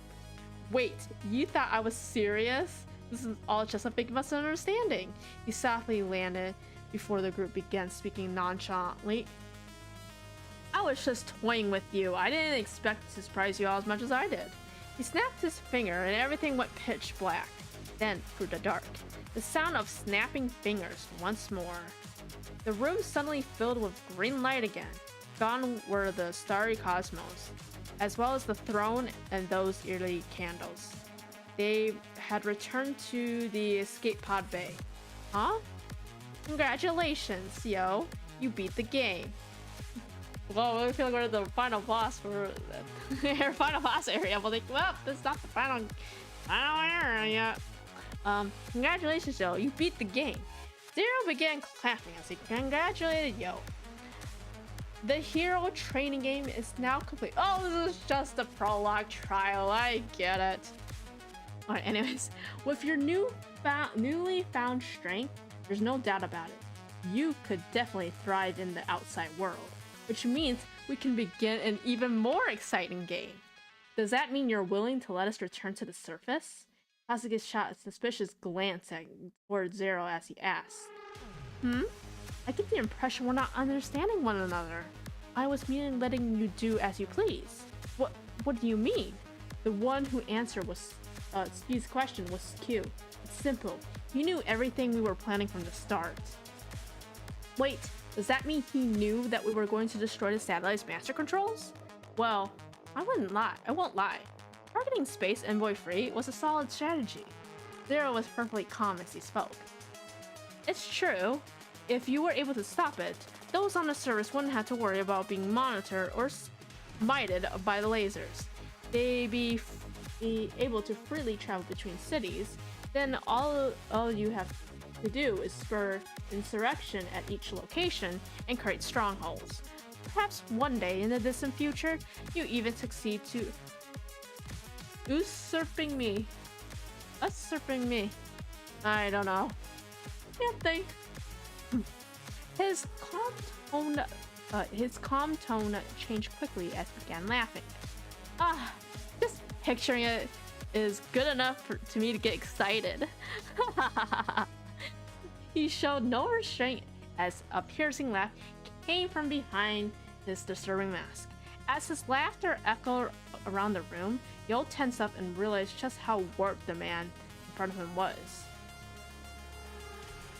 That man before him was truly reveling in this situation. Confrontation with Zero. We should get out of here.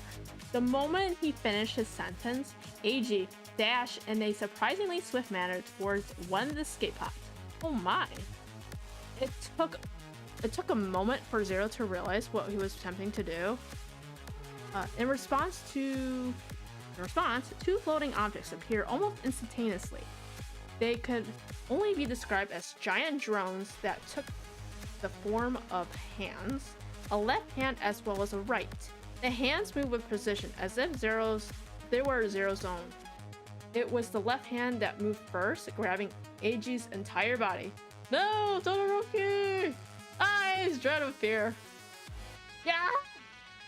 The right hand followed up with a double slap. Oh, God!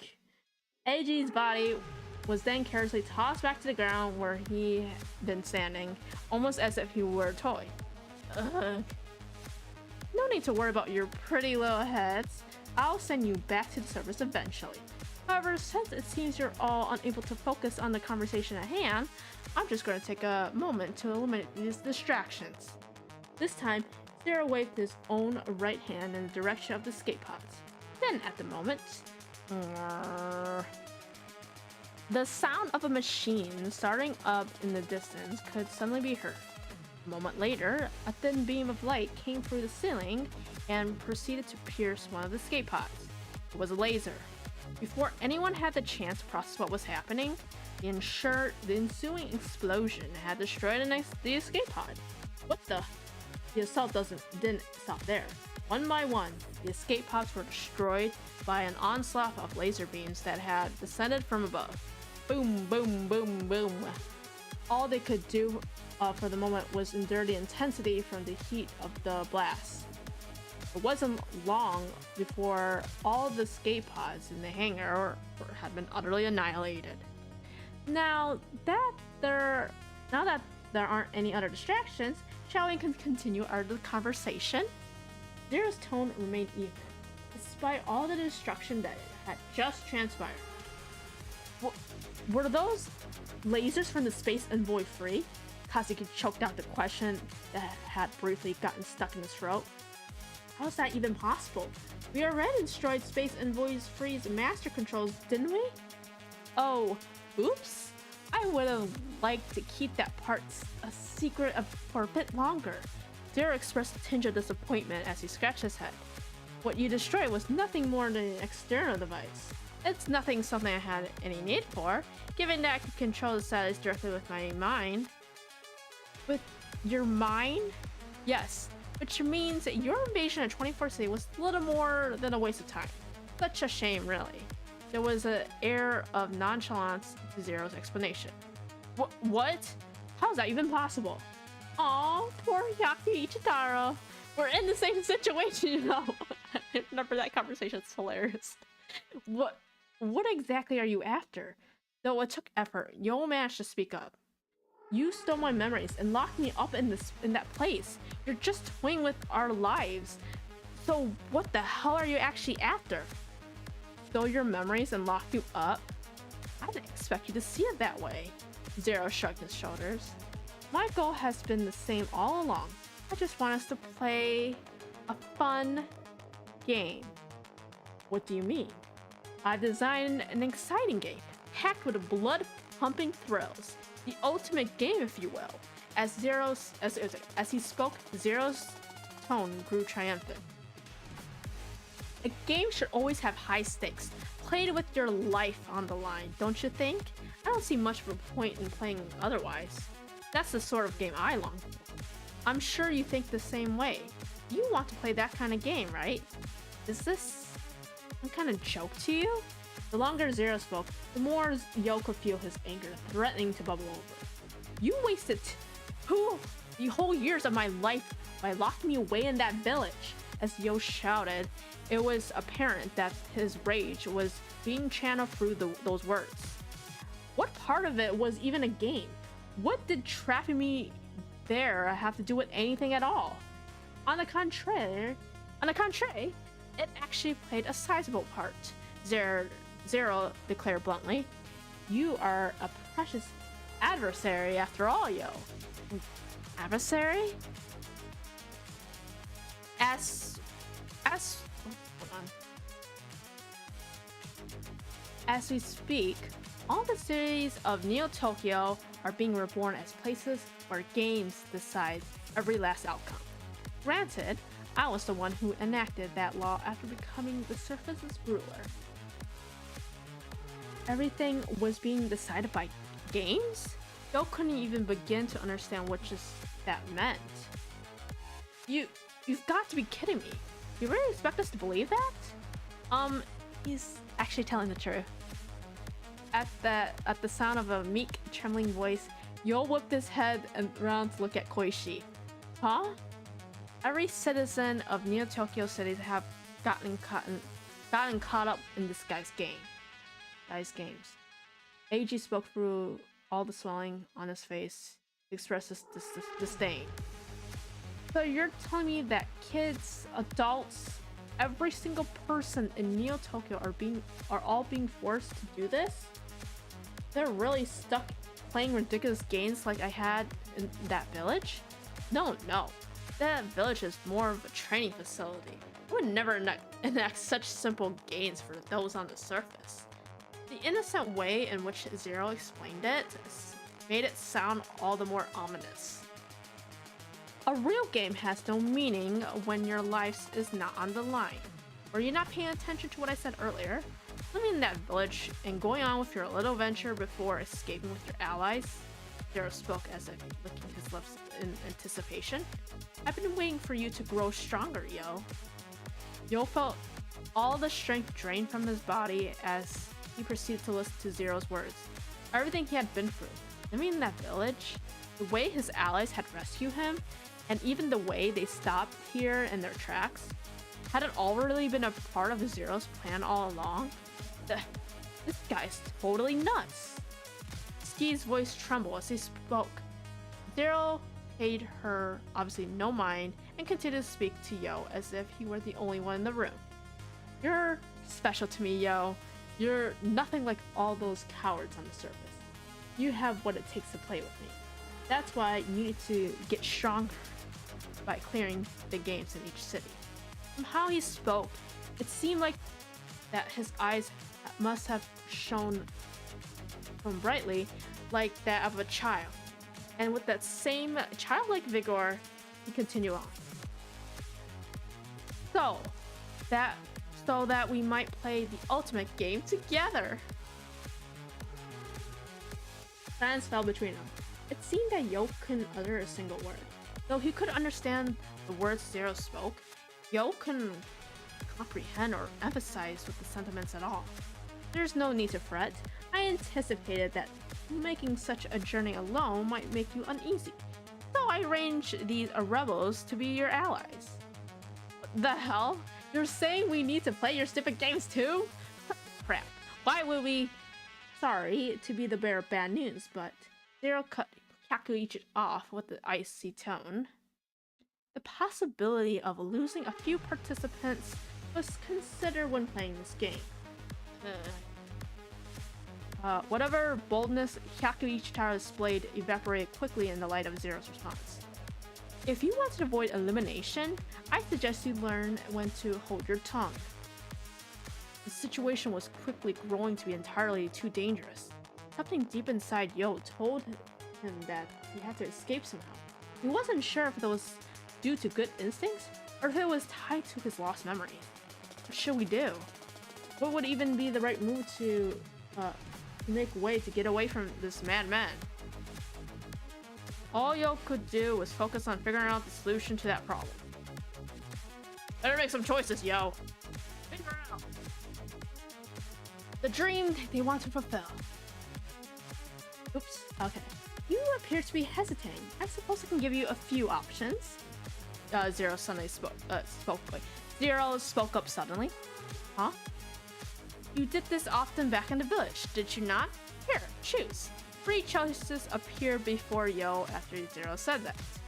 Select. Create an opening by fighting alongside everyone. Board an undestroyed escape pod. Seek another escape route. Yo shook his head. The options laid out before him didn't disappear. What's wrong, Yo? He glanced over at Yo. Yo expression lined with concern. From what Yo could tell, he was the only one who could see the options. Totally a game. This is totally a game, guys. Yo's mind began to race as he considered the choices Zero had provided for him. Which option would allow them to escape? Raiding an open fight, fighting alongside everyone. No, that wouldn't work. Zero had both the hand-shaped beam drones and space envoy free at his disposal. Even if everyone fought it, it wasn't likely the outcome. It wasn't likely they come out victorious. Any attempt would replace Zero's ability to take them out in one fell swoop. Escape would be impossible. Board an undestroyed escape pod. Yo's eyes scanned the area to see if any of the escape pods were intact, but that didn't appear to be the case. Every last one of them had been destroyed in the earlier laser strike. Seek another escape route. That was the final option. He briefly considered that they could turn around, go back to the way they came, and find another way out. After a moment, he determined that wouldn't work either. Given how quickly the hand drone stopped AJ from in his tracks earlier, it didn't seem possible to give Zero the slip. Is something troubling you? Could it be that you've already realized that none of the options presented are viable? The choices began to disappear right before Yo's eyes. He couldn't shake the feeling that Zero had anticipated this exact outcome. It was apparent that they were still completely under his control. Damn it! Just then, Yo felt the weight of a hand on his shoulder. I'm over this. Sweet gently pushed Yo aside and took a step forward. Well, with Ski as well. Don't forget her! You masked bastard, you done yet? He glared Zero down, not a hint of fear present in his expression. This guy's our oldest friend, and we're taking him back to Meguro City. We got more important things to do there than worry about your stupid ass games. Wait, yeah, that he's right. He followed suit, speaking up next. The 3 of us have our own dreams we're trying to fulfill, so we don't have time to waste on your games. Dreams? Do you really believe those to be more important than my games? Zero responded, tone incredulous. If that's so, then perhaps I should give you another chance to make a choice. Another choice? What is it you want to do, yo? Would you like to play a game with me? Or do you choose them? To make such a choice, take a moment to consider thoroughly. What is it that you truly want, deep within your soul? Just as it had happened moments earlier, options appeared before Yo. This time, he only had two choices. Two to choose from. Select. Obey Zero. Side with Sui and Ski. Yo contemplated deeply over the choices that appeared before him. What should he do? Well, he knew what choice he wanted to make, but don't you dare say you don't want to get us involved. Sweet cut off Yo's thought before he could commit a response. I'll knock you down myself if you're gonna go along with that bastard's plan in exchange for our safety. You got that right. You better not say something that lame. Ski was quick to agree with Sweet's assessment. Yo couldn't help but let out a chuckle upon hearing that. He couldn't deny that the thought of doing that just had crossed his mind. Though he couldn't remember whether or not they'd been friends since they were kids, it was obvious how much they both cared about him. In his mind, that was reason enough to keep them from being involved. Yo was the one Zero was targeting after all. That was why it seemed like it was a natural decision. Both of them saw right through him, however. It felt to Yo like he was being rescued by them for a second time. Sui and Ski had gone through the trouble to find him and break him free from where he'd been trapped. Now they were fighting for his sake despite the fact that he couldn't recall a single memory of them. When he considered all those factors, Yo knew there was only one correct answer to be made. Cut the crap already. Yo glared daggers into Zero as he spoke. No fear lingered in that gaze. He instead shone with the determination to fight. I'm going back to Megara City with them. She broke out a grin when she heard the conviction in Yo's words. Yo! You say this even with no memories of your past? Zero responded, tone derisive. You don't even remember what XP is, do you? I just have to get back the memories I lost. I'm not going to let you control me. Despite everything, Yo refused to give in. After he saw Yo's reaction, interesting. Your stance changed rather quickly. Zero spat out a response with utter displeasure. Uh-oh. Despair. In order to nurture a strong plant, there are times when it comes necessary to trim away the weaker sprouts. This seems to be one of those times. Before Zero even finished speaking, he extended his hand out towards Yo. Instinctively, Yo braced himself. Zero shifted, moving his hand in order to point it directly at Sui. A moment later, a small red light appeared at the center of Sui's chest. It couldn't be. These two are the weak sprouts holding back your growth. Upon realization that the red dot was a laser aiming point, Yo rushed to extend his hand towards Sui. Watch out, Sui! Huh? Sui hadn't yet noticed the red dot that marked his chest.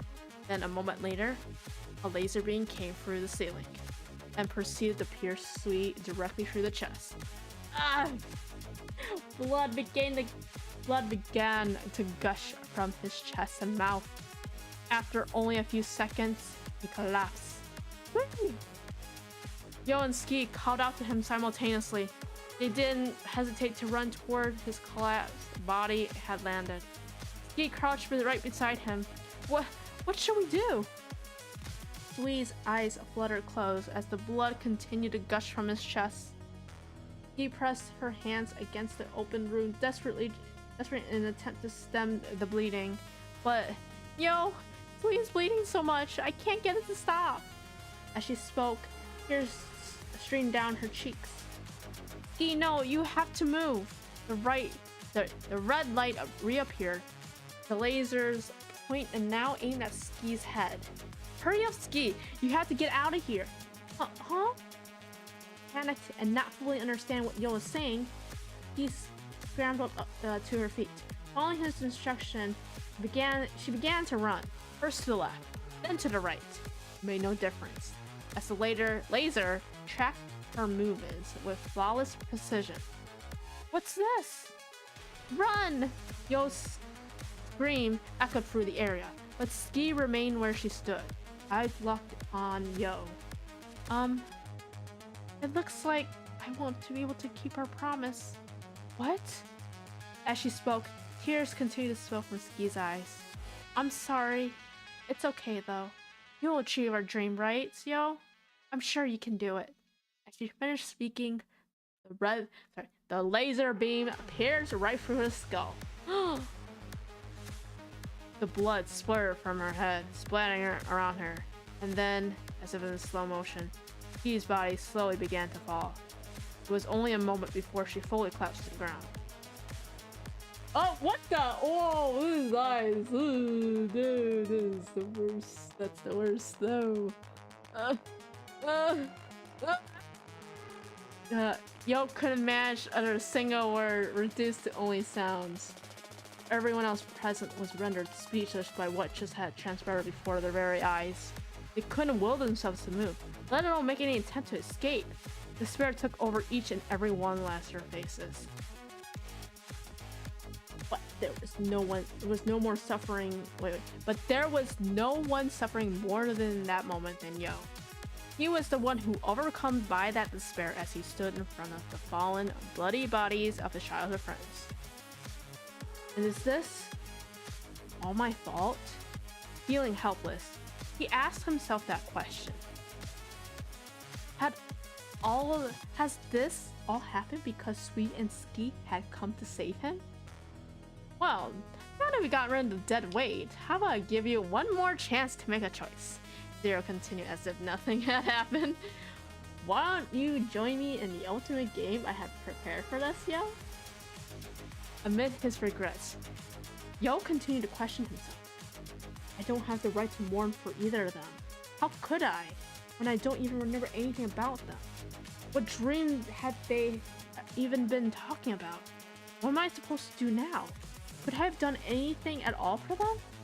He had no idea. He couldn't recall a single thing. But just then, something Ski had said earlier suddenly flashed into his mind. We should play some XB once we get out of here. XB. Phrase echoed repeatedly in his head. You know, you were like a really strong XP player. The best of all of us, actually. XB, Yo whispered to himself. Then, honestly, I never really had to worry about you from the very start. Not that it stopped us, since you were the type who always make us worry, but somehow you always just shrug it off and resolve everything with just a straight face. Sweet's face and his words, as well as Ski, both flashed through his mind. I'm sorry. It's okay though. You'll achieve our dream, right, Yo? I'm sure you can do it. Yo looked up. He felt as if he finally realized exactly what he was capable of. It was a way for him to combat Zero. Right before Yo's eyes, a new choice appeared. This one wasn't manipulated by Zero. It was one he created all on his own. Defeat Zero and XP. That was only one option. However, Yo was firm in his convictions as he made the decision. You won't get away with this, Zero. The emotion his voice held was overpowering. I'm not going to just let you do whatever you want. If you are desperate to play games, his words were almost commanding as he voiced his decision to Zero, then let's have an XP showdown. It was a moment for Zero to respond. When he did, he sounded impressed. My, now that's an interesting proposition. I can't say I saw that coming. After all, you don't know the first thing about XP, isn't that right? You moron, what the hell are you doing? Ichitaro was quick to rebuke this suggestion. There's no way he agreed to something like that. I accept. Wait, what? Zero's swift response left them all wide-eyed in shock. Are you really so surprised? XB is a type of game, is it not? It's only natural that he realized that the direct confrontation would end in defeat. Yo made a reasonable proposition response. Yo was sure that behind that massy war, Zero must have been grinning. Also a type of fate, isn't it? That's why I'll accept your challenge. I'll play XP with all of you. All of us? I'd rather not drag things out too long, so we'll keep this each playing offense and defense once. Without anyone else's input, Zero decided on the conditions of the game.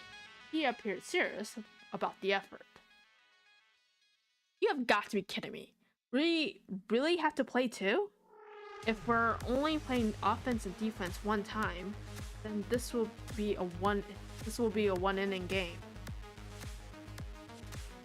That begs the question, what if we can't decide the outcome of one inning? Does the game end in a draw? Should it end in a draw, then I'll allow you to consider yourselves as the victors. He seems pretty confident. You can call that if you like. The game simply won't end in a draw, that's all. Yo was carefully studying Zero's every move. After making the decision, his mind felt oddly calm. For the time being, he knew that he had to block out any thoughts of the Sui and Ski. He could take the time to mourn them after taking Zero down. So, if we win, you'll let us go? Correct. If you can't eke out a win, then I won't interfere in your lives any further. You have my word that you will be able to safely leave. However, Zero's tone maintained their utmost confidence. If you lose to me in XP, you'll have to participate in my game. That's fine by me. Yo responded without even a shred of hesitation. Upon hearing that, Z gleefully shrugged his shoulders. And the rest of you? Are those terms agreeable? Why even bother asking? It's not like we have any other choice. That's fine. We're all former XP players. You're putting our pride on the line, which means we can't back down from the challenge. Kazuki expressed a rare display of power. Alright then, consider that matter settled. This space is too small to play XP, so how about we move down to the surface? With which location though? Yes. Zero pointed to his feet. Shinagawa City is right beneath us. Since all of the escape pods have been destroyed, we'll use another method to get us there. Another method? At the snap of Zero's fingers, a fleet of drones appeared in thin air and began to grab everyone from behind. What the? They levitated, helpless, before the ground below them opened up. Whoa! The vast night sky appeared beneath their feet. In an instant, Yo and the others began their descent from the airborne fortress through the night sky. In doing so, they left Sui and Ski behind. Well then, let's enjoy ourselves today. After he muttered those words to himself, Zero stepped down into the abyss that was the night, his body dancing for the sky. Is it XP now? Yes! XP versus Zero Part 1. They were still in mid-air. As the drones continued to rapid descent, Yo and the others remained powerless to do anything. Wah! Damn, this bastard really plans to kill us after all. It was soon after that though, the drones were carrying everyone, opened the hatches on their backs and released parachutes. Whoa! There was a sudden jolt that propelled them all upward before the momentum shifted. With that, they began to suddenly fall toward the surface. Beneath them, light shone from the countless buildings below, creating imagery that the space beneath them was a little more than dense carpet. Their parachutes allowed them to descend through the night sky, illuminated solely by those lights. The group began to talk amongst themselves as they floated towards the surface. That's Shinagawa City. It's one of the top business districts in Neo Tokyo. Shinagawa City, huh? Naturally, Yo couldn't call anything about it. So we'll be playing XB in Shinagawa City? Can't say I expected things to turn out this way. It's been forever since I played XB. What even were the rules anyway? You can't tell me you seriously forgotten how to play. As if it isn't enough a hassle to have someone here who doesn't even know what XB is to begin with. No point in getting fussed about it. That's exactly what Zero wants after all. Yeah, no denying XB is the only way we'll be able to beat this guy. Not even the military can hold a candle to what he's capable of. For some reason, Zero has an obsession with competing in all sorts of games. His willingness to acknowledge the outcome of an XB game with us just cements that fact. There has to be some kind of weakness for us to take advantage of then, right? That's probably the only way we're getting out of this alive. Regardless, we just have to win. They had to win. Yo repeated those words in his head over and over again. As he looked down at the expansive cityscape beneath them, his thoughts shifted towards XB. That game would be the only way to take Zero down. Losing wasn't an option. For the sake of his friends who had come to rescue him. For the sake of his friends who died trying to protect him. They had to win. A while later, the group landed on what seemed to be a main thoroughfare surrounded by a number of buildings. Near to where they stood was a building that appeared to be a station. Trains arriving and departing were easily within their line of sight. This was Shinagawa City. Yo looked around and noticed that the drones had brought them to the surface, were quickly retrieving their parachutes. It was only a moment before they took off into the sky once more. Silently, the group took to something of a battle formation. Yo's eyes fell closed. His thoughts raced, focused on the XP game they were about to play. Despite the fact he'd never seen it, or even heard of it before a short while ago, it was something he could do. He was positive they'd be able to win. Though he was well aware it was strange and unfounded, he was brimming with confidence. Every time he pictured the faces of his childhood friends, the very ones who helped sacrifice themselves for his sake, there was one thing he felt strong in his heart. They could definitely win. I don't believe it in myself. Not when I don't have any memories or anything left of the life I had before, but whenever I close my eyes, the Sui and Ski's words all come back to me. And it's what they've said that I want to believe in more than anything. Hey, when Q spoke out to him, Yo opened his eyes. Much to his surprise, he found Zero at a short distance ahead of them, right in the middle of the road. Next speed game, huh? Spoke in a low whisper, but the entire group were still able to hear his musings. The notion surprised me at first, but the more I think about it, it's only natural you arrive at that conclusion. Enough, Zero. Yo spoke up, cutting Zero off. No fear lingered in his expression. Let's play XB. My, you're brimming with enthusiasm, aren't you? I really like that tenacity of yours. Suddenly it appeared. Zero had a small ball clenched to it in his palm.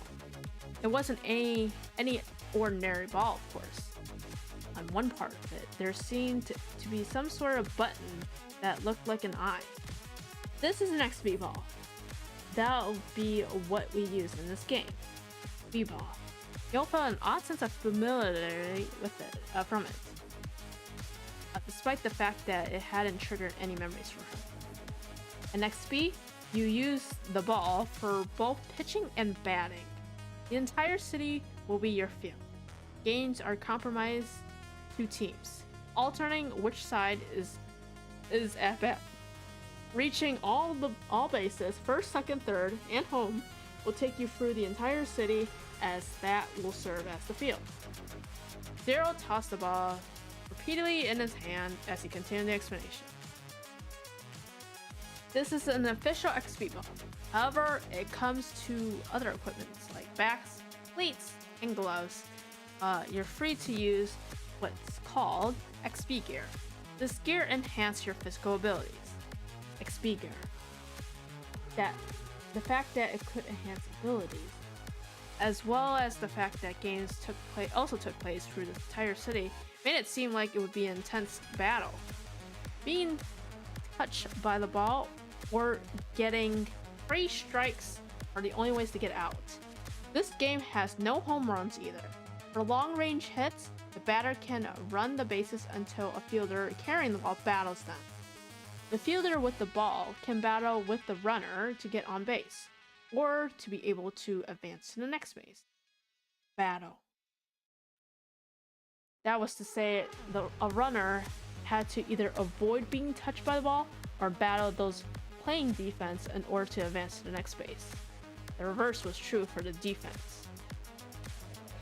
The primary means of winning a game are either having more runs than your opponent, or your opponents no longer being able to fight back. That concludes the explanation. You catch all of that? With his tutorial finished, Zero let out a short laugh. You're really taking this in stride. It's not like you've ever played XP before, right? Well, it would have made for too pathetic of a display if I didn't go over the rules properly. After all, would you really accept your defeat if you could lean on the excuse of not knowing the correct way to play the game? Yo glared at Zero, unamused by his joking demeanor. I was an XP player before losing my memories. Kui and Skeet told me as much. I'm sure Muscle Money will be able to carry me through either way. Their faces flashed in Yo's mind once again. The memory of them caused the anger to well in his chest, and his glare grew fiercer in response. I'm betting on the potential that Ski and Sweet believed in. Experience is irrelevant here. After all, I've always been superior to others. Zero's a laid-back attitude and didn't falter even for a moment. Whether it's rock, paper, scissors, poker, or any other game, there isn't a soul in this world capable of beating me. Needless to say, I'm more concerned about your feelings than the outcome of our match. Zero then pressed the button on the X-Ball to resemble in a knife. After that, in the distant night sky, the numbers 1, 2, and 3 appeared at the designated corners. Those were clearly where the bases were located. A moment later, the next B-ball slowly rolled to Yo's feet. He leaned over to pick up the ball. When he looked up, a giant humanoid drone wearing a catcher's mitt was poised behind Zero, ready for the games to begin. Yes, give me that music. XV vs. Zero Part 2. Looks like he'll be a batting first then. Another of Zero's drone flew in and handed him a bat. With the neon lights that adorn it, the aesthetic was almost psychedelic. Slowly, Zero swung the bat a few times. Who's going to be our pitcher? Kazuki glanced over at Q, but before he could say anything, I'll pitch. Yo spoke up as he stared down the ball. He stared down the XP ball he held in his hand. Alright, we're counting on you. No one uttered a single word after Q's reply. Instead, they scattered, spreading out in all directions. It was apparent that they were preparing to play defense. Yo gripped the ball tightly in his palm before he looked to Zero, who was standing at the ready with his bat. Doesn't matter if I don't have any memories or any experience. I'm going to defeat you. He spoke spoke the words of fierce conviction as he prepared to make the first pitch. Though he couldn't recall the first thing about pitching, his body naturally took the correct stance. I'm sure you'll find which of us is correct. Will your potential be consumed by despair? Instinctually, Yo's body began to move. He forcefully swung his arm and used a portion of his strength to throw the XP ball. When it left his hand, the ball had an intense spin as it headed toward the robot catcher's mitt. It hit the glove with so much force that a snapping sound could be heard. The mitt didn't seem to stop the momentum either. The glove continued to spin, and smoke rose up as a result of the friction. That was a good pitch. I'd say it could even rival that of a tribe of an ace pitcher. Tribe? In each of the 23 cities, the outlaw youngsters create organization of their own. Those are the tribes. It was a term completely unfamiliar to him, but hearing it roused something in Yo, resonating deep within him. Had he been part of a tribe? One with ski and sweep? No. Now wasn't the time to contemplate that. He had to stay focused on the game. He looked at Zero as he cleared his mind of the errant thoughts. Playing with your tribe members as you put something important on the line is exactly what XP is about. You remember that? Going by that logic, it seemed I'm also part of a tribe now. Excitement rose in Zero's voice as he considered the idea. Betting on everything on an outcome of a game. Isn't that so exciting? That settles it. I think I'll declare myself part of a tribe as well. The excitement boiled over as Zero made his declaration. It shall be called the 24th tribe. It would be called 24th tribe since it belonged to 24th city. Kazuki had told Yo that Zero was the one who'd given the name to 24th city. But to suddenly create a tribe with that name, just what was going on through his head exactly? No matter how Yo tried to reason it, he could only assess that Zero viewed absolutely everything as sort of a game. That's it. We should raise the stakes. How about this? If you can defeat me, I'll not only disband the 24th tribe, but also free all of the cities on the surface. What? The bigger the stakes, the better, don't you agree? It was just as Yo thought. To Zero is nothing more than a game. Whether that was controlling Neo Tokyo or whether the people lived and died, it was all the same to him. Alright, now we have gotten that settled, we can probably start our game. We're almost over, so make sure you throw your best pitches. Though he couldn't see Zero's face behind the mask, Yo was sure that he was grinning. He emanated an ominous power, but Yo wasn't intimidated by that. He pulled back an arm farther than he had earlier, putting his whole strength into his pitch. Rolling fastball flew towards Zero. You have to put a lot more feeling. You have to put a lot more feeling into it than that. You're gonna bridge the gap in the power between us. Zero swung his bat. As he did so, he remained relaxed. At a glance, it didn't appear to have much power behind it, but there was a high-pitched metallic sound that rung out. Zero's bat made contact with the XP ball, and it came bearing towards Yo. It managed to graze his cheek before it went long, taking off high into the sky.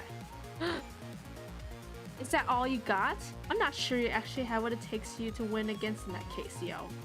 Zero's movements remained leisurely as he began to run the bases. There was no sign he'd see an X-Ball again anytime soon. The lap Zero took around Shimigarawa City kept the same pace until he returned to where Yo was standing. That was one for me. The batter has to round all four bases around all 4 bases before the ball they hit has been returned and is tagged by the defense. They have to run a lap around the city, and if they make it back to home base, they'll score a run. Zero made his point by stepping on home base. A strong defense will do their best to take down the runner. That's the real thrill of XP.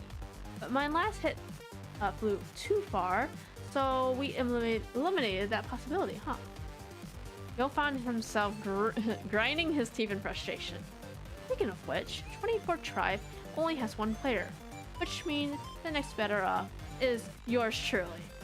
But Zero said next caught Yo completely off guard. One run should be enough for me though. I think it's time for the bottom of the inning. Shall we go ahead and switch? Wait, what? Let's take him up on it. We shouldn't look a gift horse in the mouth. We shouldn't look a gift horse in... Okay, that's... it said that, I'm like, what? As Yo's body quaked with anger, Kazuki tapped his shoulder. Kazuki, all we need to do is win. There's no point in staking our whole pride as XP players on a game of 0. Kazuki was right.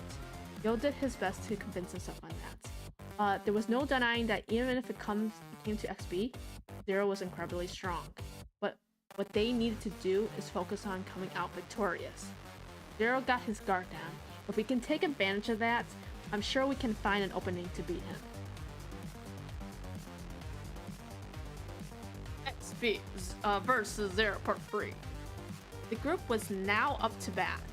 It was now 0 who held the XP ball in his hand, standing in front of him with the bat in hand. Oh, you're the first batter up then. Former Minato Tribe member Kazuki Ayama was the first one taking position to bat. We're taking our strategy for batting order seriously, and since I'm the one with the most XP experience, it only made sense to do it this way.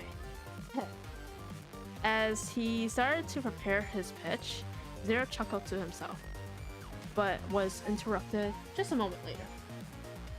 Oh, look at that! That gives anime vibe feels. Look at that! Alright, there's one thing I wanted to mention before we get started. Just as the tension was coming to a peak, Kazuki broke it by speaking. And what's that? He and Sui may have only joined up with us because of the circumstances and decided to tag along right before we entered 24th City, but each word he spoke, Kazuki's tone grew more stern. They really did care about Yo. That's why we agreed to let them come with us. What is it you're trying to say? 0's tone was disinterested. I'm saying that I'm pretty pissed about what you did to them too. Intensity aligned with the words Kazuki responded with. Thanks, you say. So you speak of the strength of your emotions. Well, sorry to say, but the anger you feel as a result of your compassion won't amount to very much. But this interest in his tone didn't falter. Kazuki Ayama, I believed you to be the smart one. Do you honestly think you can beat me with those foolish emotions? It's not that just that I think it'll happen. We're going to win. Is that really all you have to say? Perhaps you should think things through before you speak, seeing as these may well be your final words. No hesitation, 0 lined up his pitch and threw the ball, his form relaxed. A clear pinging sound echoed through the air as Kazuki's bat connected with the incoming pitch. The ball flew over third base. My, I have to say, playing defense alone must be difficult. 0 sent one of his hand drones over to the ball to pick it up. Kazuki had made it to first base in the meanwhile, however, was unable to progress any further. The path to the next base has been obstructed by the drone holding the XP ball. Kazuki was only able to score a single. I won't push my luck this early along. A wise decision, I wager. Once 0 had the ball in his hand again, he turned his gaze toward home base. There stood Oroku Saigo, formerly of the Ota tribe, holding a gigantic bat. But isn't former Ota tribe member Roku Saigo? I hope you aren't planning to get all emotional me as well. I have no interest in fraternizing with my enemies. He kept his response curt. Oh, how cold. Though I can't say I expect any less from a former mercenary. It's strange though, isn't it? I can't imagine mercenaries like to take on ill-paying jobs. What reason could an elite mercenary like yourself possibly have for putting yourself on the battlefield of a game you're sure to lose? Or could it be that feelings are the determining factor here for you as well? As he spoke, Zero wound up his pitch. Roku, for his part, tightened his grip on the bat. A professional's job is to ensure their employer is victorious. Roku's gigantic bat connected with Zero's pitch. This time the blue flew over its first phrase. He managed to get another hit. What followed played out similar to Katsuki's hit. Both advanced base, but were stopped by progressing once the hand drone picked up the ball. Alright then. After the XP ball had once again returned to Zero, his gaze shifted to home base. Standing there waiting for him was Tsuruko Senba, formerly of the Byonko tribe. Ah, you're a former member of Byonko tribe, correct? Whatever, little lass it is then. Hey, don't little lass me, how dare you just leave out my name like that? It didn't take much of Zero's teasing attitude to get Tsuruko fired up. You could at least call me the Byonko Beauty or something. Her hand was a bat adorned with Japanese-style decorations. Truthfully, I'm a bit too dark in nature of a person to do well around chatty types like yourself. Besides, you're not much of an athlete, are you? How rude of you to butt into a game uninvited this way. When something has to be done, then you just have to keep moving forward. Tsuruko declared as she readied herself for the pitch. You're the one who's being rude to me, by the way. I know enough about XP being I know enough about XP from being in the Bunko tribe. I can't just follow Yo's lead and make up for my lack of experience with determination anyway. Zero couldn't help but heave a sigh after hearing what Tsuruko had to say. Boring! At the end of the day, your feelings just shield you from reality. Such things are useless in the face of a massive skill gap. Zero wound up his pitch as he spoke before hurling a fastball towards Tsuruko. Passion is a privilege of youth, you know. With a narrow swing befitting of her small stature, Tsuruko managed to make contact with the pitch. The ball rolled past Zero. I did it! See? When there's a will, there's a way. Tsuruko's spirit remained high as she ran to first base. She made it no farther than that as the hand drone once again had the ball in its possession. With her hit, the bases were fully loaded. As they saw the current state of the outfield, the rest of the group got hyped up in the dugout. Ha! Ha ha! Take that, you masked bastard! Can't even line up to give can't even live up to the big game you were talking. Way to go, Suter! Despite the hype in the dugout, Katsuki's expression darkened from his position at third base. 3 singles in a row? He lightly shook his head. He's toying with us. Meanwhile, Zero's expressed something different. No outs. Bases loaded, huh? You really got me back against the wall here. Though his shoulders slumped, dejected just for a moment. I guess I better get serious then. Nonchalantly, he stretched before straightening his back. Now, please don't misunderstand. I'm not trying to underestimate you. It's plain to see how strongly you all feel. So in turn, could you perhaps lend me an ear? Hear out my feelings? Gio stepped up to the plate before Zero, bat in hand. Huh? Are you crazy? Or are you just playing mind games with us right now? Not that I care either way. Mind games? Zero responded with a light laugh. Oh, no, no. That's not my intention at all. I just think it's better that you understand where the source of this overwhelming power of mine comes from. Just as you're all using your feelings as a strength to get through this battle, I too have my own emotional strength. Yeah, and what's that? It's something that threatens to tear my body limb from limb. Boredom. Zero's word came out cold, emotionless. You understand now? It's the sort of boredom that makes me want to curse this entire world. Boredom? Excitement? Isn't that kind of all of you? It seems that you don't truly understand what I mean. Well, I suppose we should hurry up and wrap this up then. Zero clearly finished up with their conversation, shifted into a big wind-up for his pitch. It was clear that his form was completely different from the prior 3 pitches.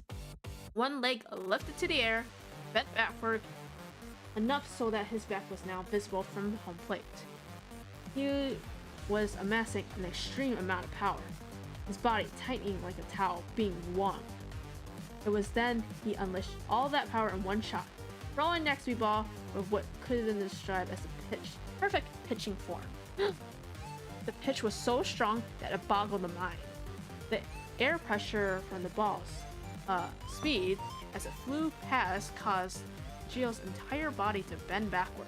Only seconds later, the loud sonic boom reverberated through the air. Boom! That was then when everyone realized that not only had the catch been blown off, the force of the ball had done the same to the drone as well. It was as if the ball had been shot from a cannon. After I took control of Neo Tokyo, all that I had left was a sense of regret. My last hope was crushed by my own hand. As he slowly made his explanation, Zero threw a one cannon-like pitch after another. Gio had no chance of getting a hit. The hope was that there was someone in this world stronger than me. Moments later, he struck Gio out. He had made contact with any... Had he made contact with any of those pitches, he would have immediately been blown to pieces. Was now 1 out, bases loaded. Next batter up was... I'll admit, you're strong. The complete man of mystery, Q. But your heart is weak, and your eyes are blind to your surroundings. Zero stood in silence as he listened to what Q had to say. All I could see is your narrow worldview. Is that so? Are you speaking from your own experience? Zero's next utterances took on a tone that made them sound meaningful. I suppose now it isn't the time to discuss your identity, but I can assure you that what awaited you down the road, not taken, would have been this very same view of sea. Type of boredom that awaits at the end of the road of power. We're similar, you and I, don't you think? He spoke as he twisted and wound up his body similar to how he had pitches to Gio. Cannon, Zero threw the ball once more. We're not the same. As the jet-like pitch flew towards him, Q swung his bat. However, a harsh, violent crashing sound could be heard. It was Q's bat, shattering into a million pieces from the collision. The XB ball then rolled towards Zero's feet. Oh, well, that was disappointing. The hand drone quickly flew over to pick up the ball. After that, it lunged toward Kosuke, who had taken off at full speed from third base in order to round home. Crap! Despite the fact that he dodged the drone's initial strike with a quick jump, it wasn't enough. The drone then aimed for where Kosuke's feet would land, collided, which sent Kosuke's body flying. Yeah! Kosuke! I said it earlier, didn't I? It's impossible for you to defeat me. Beneath the mask, they could be sure his expression was nothing but a short of smoke. Damn it! Yo balled his hand to fists. After being thrown in that manner, it took Kosuke some time to finally stand. He gripped his arm in a way that implied that he may have been injured, but appeared alright otherwise. Regardless, it seemed as if Yo and the others had been completely backed into a corner. No! You can't win!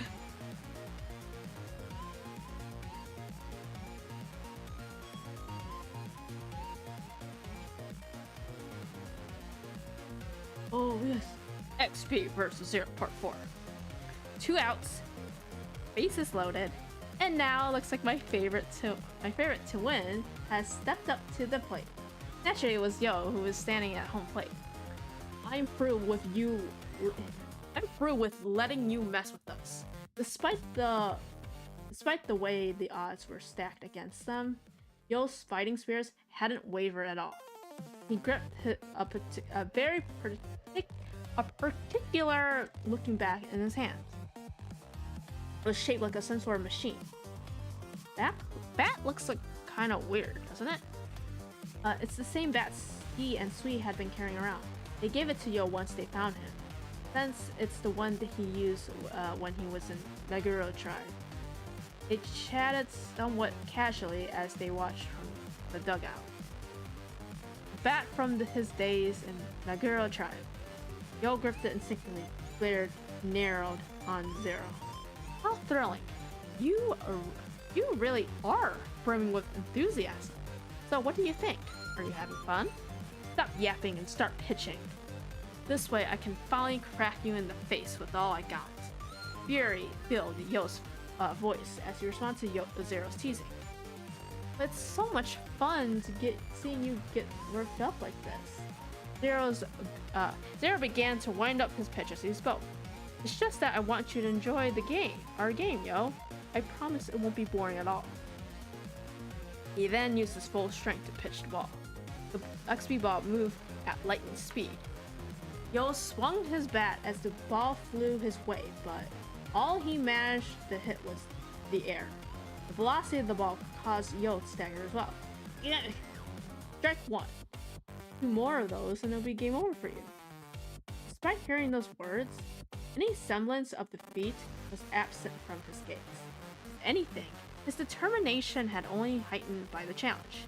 He may have gotten a strike, but he felt as if he learned something from the way Zero had pitched.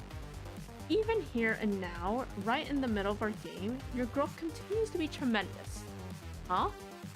Zero unprompted remark caught Yo a bit off guard. Do you know why that is? It's because human demonstrates their full potential when faced with a life or death situation.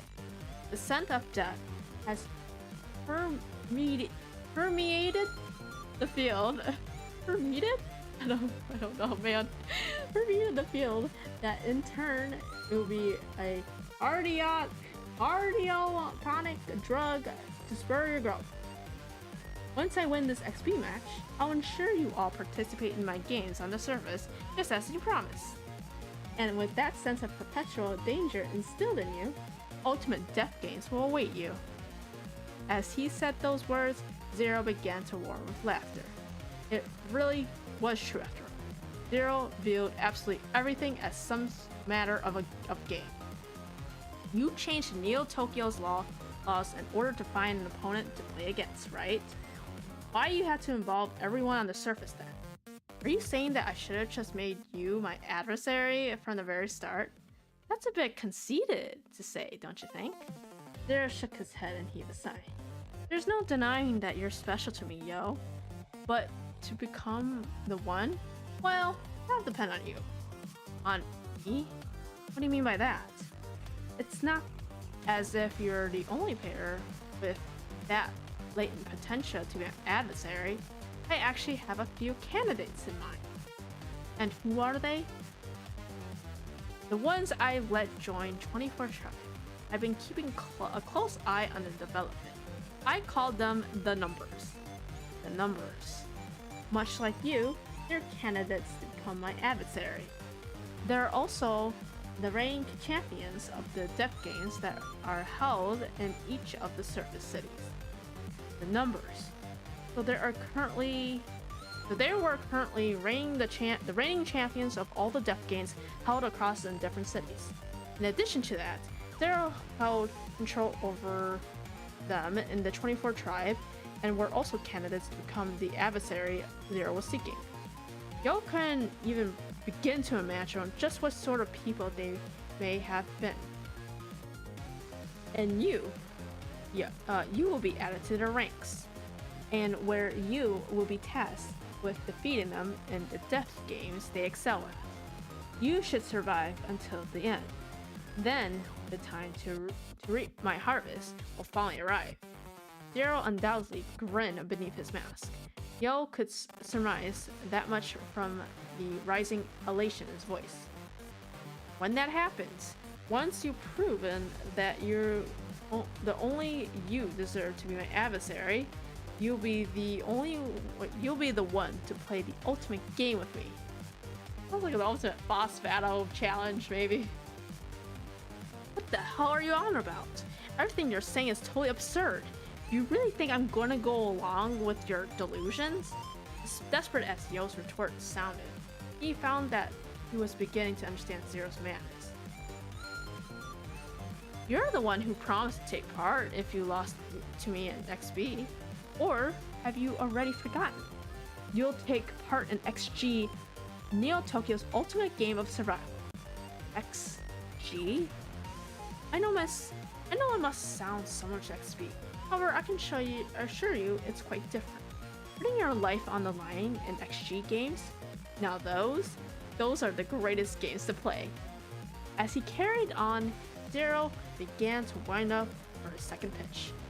In response, Yo quickly adjusted his grip on the bat. After contorting his body to an extreme degree, Zero released all the power he had been accumulating.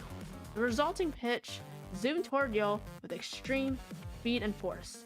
To hell with your XG games! Yo responded kind of a swing his bat with the whole of his power. Once again, he attempted to hit the ball, had only made contact with the air. The catcher drone behind him had received the incoming pitch blown back. His timing had been perfect. He wasn't sure of it. He had accounted for the terrifying speed of the pitch and swung with perfect form. 2 strikes. Still, he was sure he'd begun to understand the way Zero pitched. Oh, you pitiful thing. There's not a single thing you can do to fight back against me. Zero spoke casually, having Yo exactly where he wanted him. Whether it's strength, intellect, stamina, creativity, or agility, none of you are on a level even the dirt of the soles of my shoes. The only pitiful one here is you. Yo fired back with no hesitation. You are the only person on your team. You have to do everything alone, and that means you'll never understand the true joy of playing XP. You know even less than a guy who's lost memories of what XP is truly about. Yo's gaze dropped, his eyes trained on the bat, gripping his hands. Even standing here, playing like this, I get it. I understand why Ski and Sweet talked about XP so passionately. He lifted his gaze and glared at Zero once more. The reason why you can't have fun with any games has nothing to do with whether or not opponents are on your level. It's not because you aren't risking your life while playing them either. Yo pointedly aimed his bat in Zero's direction. It's because you don't have any friends to play with. Oh, why would you say that? So rude. Zero drew a deep breath. What followed after was completely unexpected. I can't take it anymore. Zero's body began to tremble as he became overcome with excitement. That's what I meant to say. I want to break you. I want to completely crush you to bits and pieces. But if I do that, all my plans will be ruined. But.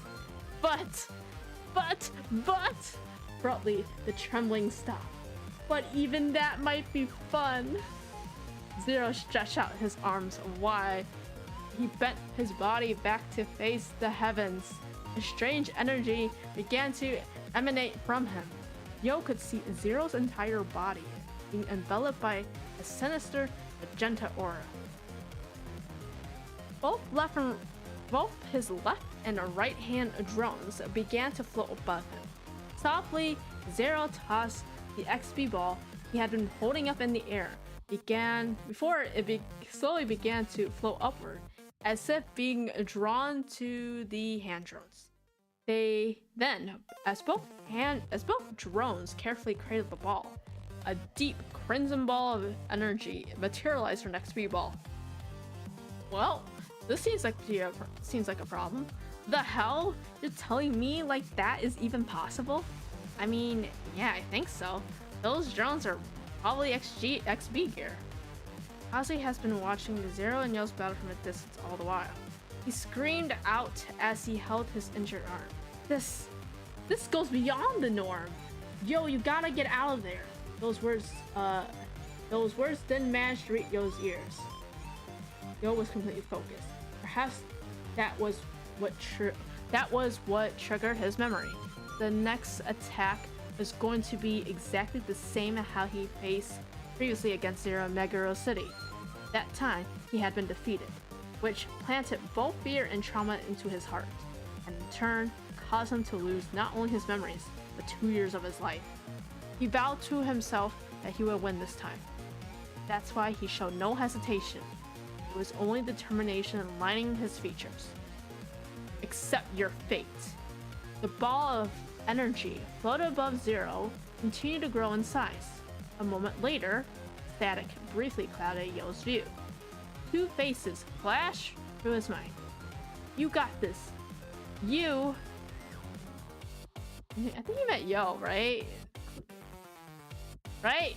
Clearly, you got this, Yo. You probably meant that. No worries. You can do it, Yo. Encouraged by those words, Yo made a declaration. I remember our dream. He tightened his grip on his bat once again, and as he did so, the bat transformed. Its surface covered with a dazzling beam, with now beam bat.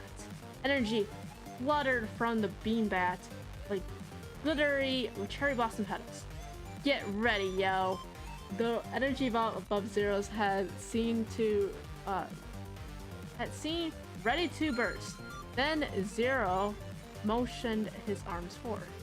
When he did that, the massive ball of energy raced toward Yo with blistering speed. It took only a moment. Everything came to a close, the blink of an eye. As the energy ball made its final approach, Yo swung the beam bat. Oh yes! What? Oh, I thought it was gonna be larger than that. Wang! The massive spear clashed against the ball. Clashed against the bat. The force of the collision intense. What followed was a blinding flash of light. He continued to use his strength against the force of the energy ball. Along with the static that had overtaken his senses, another memory flashed through Yo's mind. It was back in Meguro City, he was sure. Beneath the floating cherry blossom petals, the three of them had their fists together. They made a promise to fulfill a dream. That's right, that was our dream. Yo continued to push against the energy ball with much strength as he could muster. We want to become undefeatable XP players. The flash of light grew even brighter.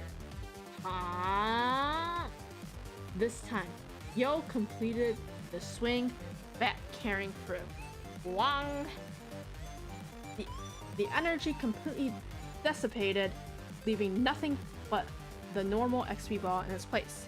Then engulfed it in a pale pink light reminiscent of cherry blossom. The ball went bearing into Zero's direction. A moment later, the ball slammed against Zero's mask. As a result, his face had been revealed. XB ball flew out in the distance. How'd you like that? Yo dropped his bat. All traces of the light beam had disappeared. He did it. Thus, the energy drained from him, Yo proceeded to collapse in place. Slowly, Zero made his way toward Yo. The corners of the mouth tugged upward in sheer glee in a way they never seen as he looked down at Yo. Kazuki continued to watch Zero's movements from afar, completely stunned by what he just witnessed. There's no way. There was a uncharacteristic tremble in Kasi's voice and both. June. Kamiya. Bun bun bun. Chapter 0 and oh, it was actually longer than I thought. Oh, so I'm glad I just decided just only chapter 0 because I was like, there's no way I can do chapter 1. There's so much to read from. So anyways, so that is it for chapter 1. I'll probably next Saturday, maybe a little bit earlier, I will do well, I think next Saturday I might just do half of it and then do the other half on a Sunday. So I'm gonna save the chapter 1 for next weekend. That way I can break those apart, and just do it back to back. So that's what I'll probably do.